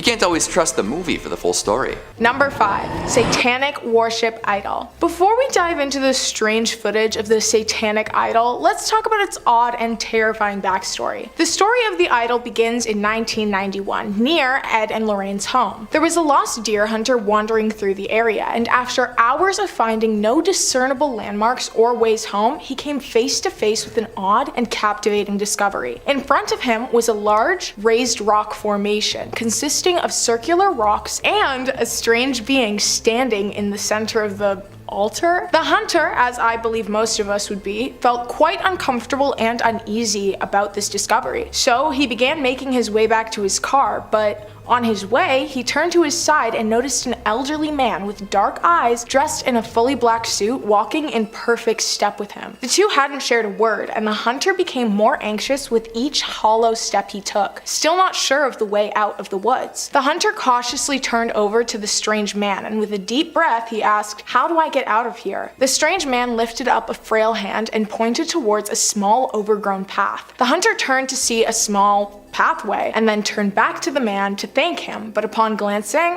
the man was nowhere to be seen. He disappeared as quickly as he had appeared. The hunter escaped the forest, but was so perplexed and intrigued by the strange encounter that he decided to contact none other than Ed and Lorraine Warren. Now, here's where a new, hardly known fact is revealed. Ed and Lorraine almost always investigated reports armed with a camera to capture any footage that they may have missed and for review. Ed and the hunter located the altar, and in a moment of what can only be described as white audacity, Ed removed the demonic doll from the altar and brought it back to the museum. In the footage, the strange elderly man can be seen lurking in strange corners of the screen, materializing in random positions throughout the footage. The video recording also cuts out frequently, and strange humming noise can be heard along with the glitches. Ed and Lorraine kept the footage under wraps due to the effects that the doll had on Lorraine. And if you'd like to find out more about that reasoning, check out our video on cursed artwork in the Warren Occult Museum. Number 4. Sneader House. The Warrens are famous for their home investigations of the Perron family, the Conjuring movie inspiration, and the Amityville home. But there's a less known, very well documented case that the pair also investigated, the Sneader House. Carmen and Al Sneader rented a home in Southington, Connecticut, but upon exploring the house, they encountered something that would have scared me out of there faster than light. The pair discovered mortuary tools in their basement, tools that were used in the closed morgue that was in the basement of this house. The home was a funeral parlor. The only time living in a funeral home is acceptable is in My Girl. The couple began smelling rotten flesh, strong chemical odors throughout the house, and the water from the taps would randomly turn a deep red. Their sons were plagued by visions of ghosts and other strange entities. The ghosts became aggressive towards the family, and that's when they decided to call the Warrens for assistance, scared for their lives. The Warrens showed up, filming. They documented several apparitions. Lorraine reported feeling several supernatural entities, all who were filled with vengeance and bouts of pain. The Warrens deduced, within the same visit, that they believed the morticians would participate in horrendous, actually unspeakable acts with the deceased bodies brought into the home. Ed and Lorraine ended their investigation very quickly. In the tape, it's reported that the Sneckers repeatedly asked for sound advice on how to deal with their issue, but sadly, no footage beyond their questioning has been released. The Warrens' advice to the family remains a complete mystery. What do you think their advice would have been? Number 3.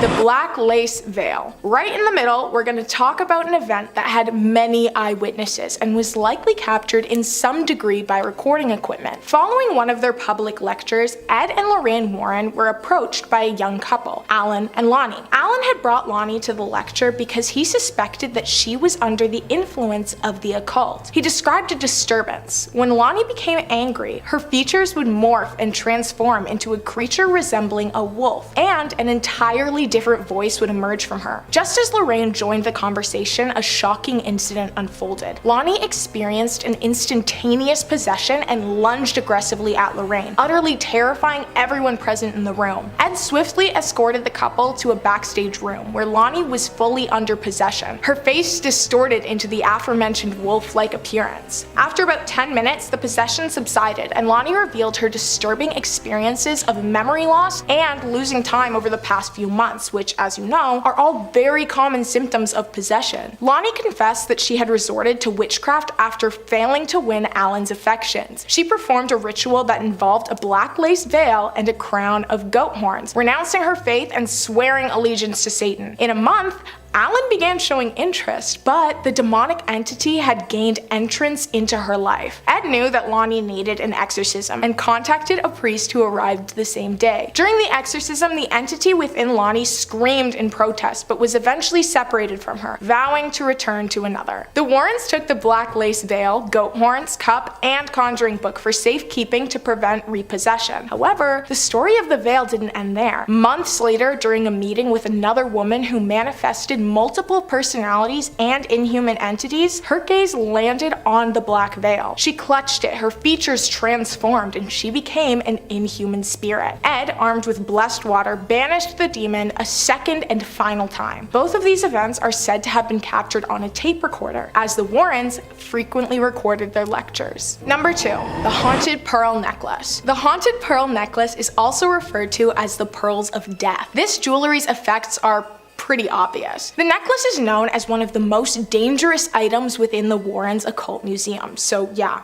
it's living up to its name already. The Pearls of Death is a cursed necklace that has a curse or entity residing in it, causing anyone who wears it to be strangled, and in some cases even strangled so brutally that their lives are ended. Yeah.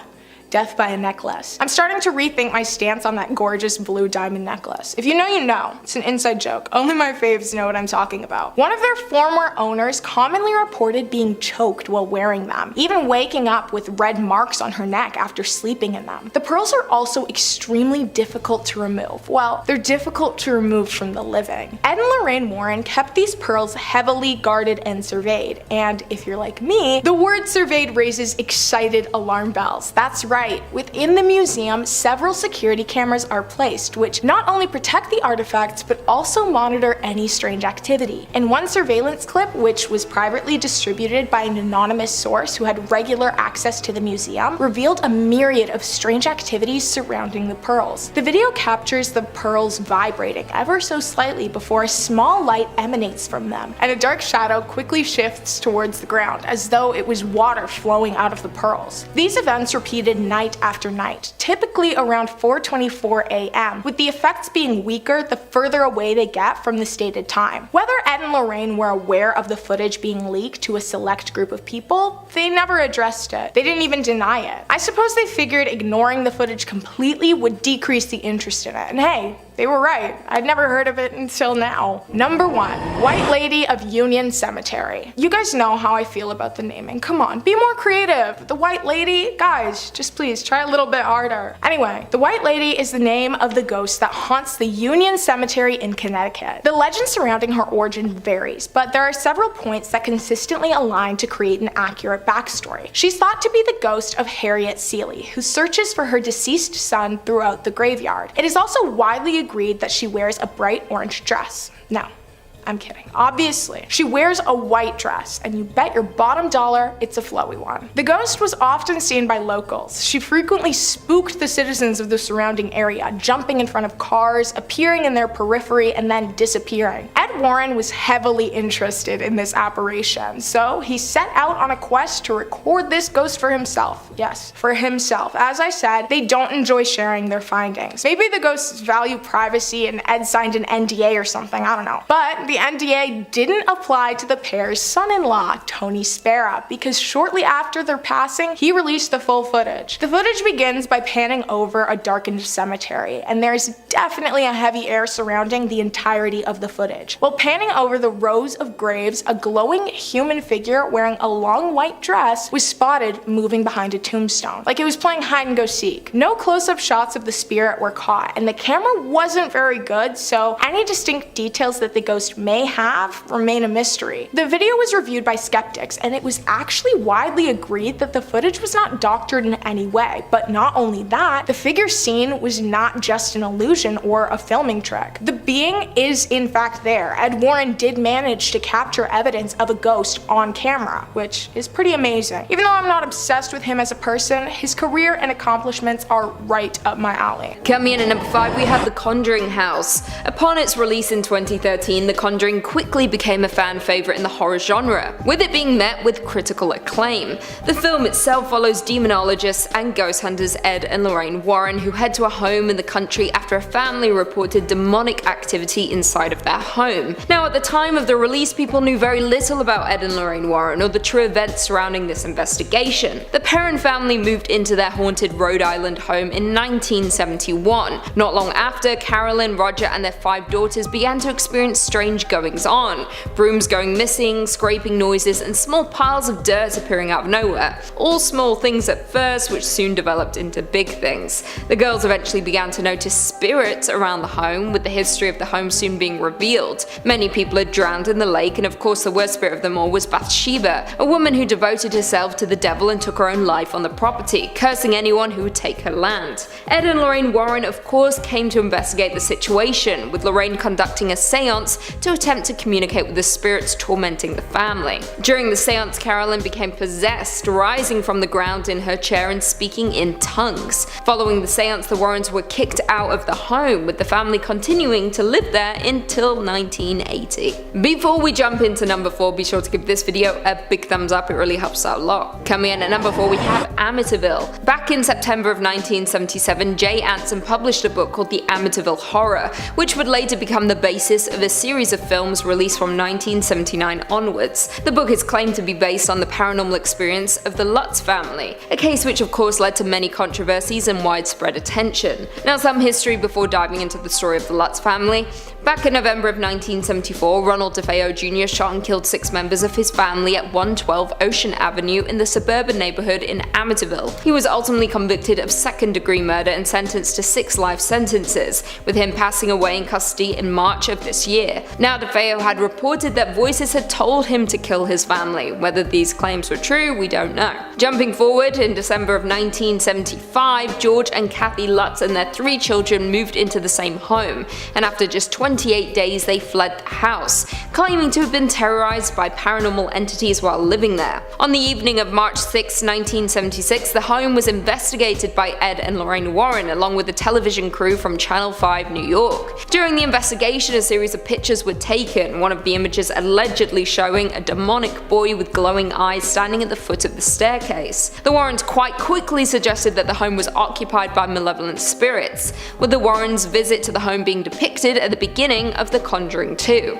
Coming in at number 3, we have the Smuarl haunting. The Smuarl haunting took place between 1974 and 1989, with Jack and Janet Smuarl of West Pittston, Pennsylvania, alleging that a demon was inhabiting their home. The claims gained a lot of attention, as you would expect, with demonologists Ed and Lorraine Warren once again stepping in to solve the case. Now, the family moved into their home on Chase Street, with them claiming that they were being disturbed by a demon that caused loud noises and bad odors, with one report stating that the dog was randomly thrown across a room. In 1986, Ed and Lorraine Warren arrived at the home, and according to Ed, the demon that was inhabiting the home was incredibly powerful, with it shaking mirrors and furniture after they tried to get it to leave by playing religious music and praying. Ed even claimed that he felt a significant drop in temperature and saw a dark mass inside of the home. The demon also supposedly left a message on a mirror that read, "Get out."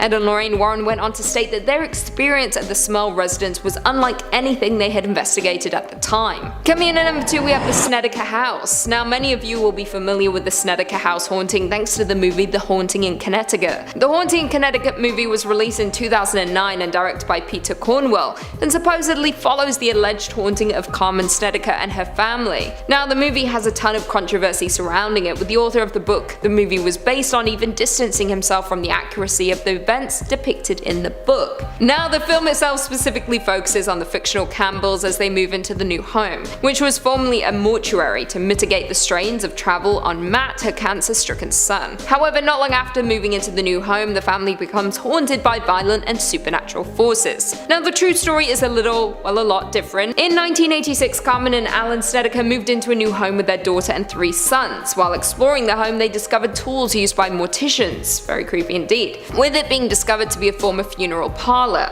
with the eldest son beginning to see ghosts and be haunted by terrifying visions. The family eventually turned to demonologists Ed and Lorraine Warren, who proclaimed that the home was infested with demons. Now, this is supposedly all very much true, however many have had their doubts over the years, including Snedeker's landlord, who found the entire story ridiculous, even noting that prior to the family moving in, there had been no complaints or unusual activity inside of the home. On top of that, the Snedekers stayed for a total of 2 years before finally deciding to leave. And finally, coming in at number 1, we've got Enfield Poltergeist. Taking the Warrens across the ocean, the Enfield Poltergeist has become a popular paranormal case, with it also being the focal point for The Conjuring 2. The Conjuring 2 was released in 2016 and followed Ed and Lorraine as they traveled to Enfield in the United Kingdom to assist the Hodgson family, who was said to be experiencing paranormal activity inside of their home in 1977, with the daughter Janet even becoming possessed by a former resident. Now, this movie is very much based on a true story, however, when a paranormal experience is dubbed real, people tend to try and find holes in the story, with many doubting the accounts of the family. Like I said, the Enfield Poltergeist was a claim of supernatural activity between the years of 1977 to 1979, with it specifically involving 2 sisters, Margaret and Janet. In August of 1977, single-parent Peggy Hodgson claimed she had witnessed furniture moving and heard knocking sounds around her home. A police officer arrived on scene and he himself reported seeing a chair wobble and slide across the floor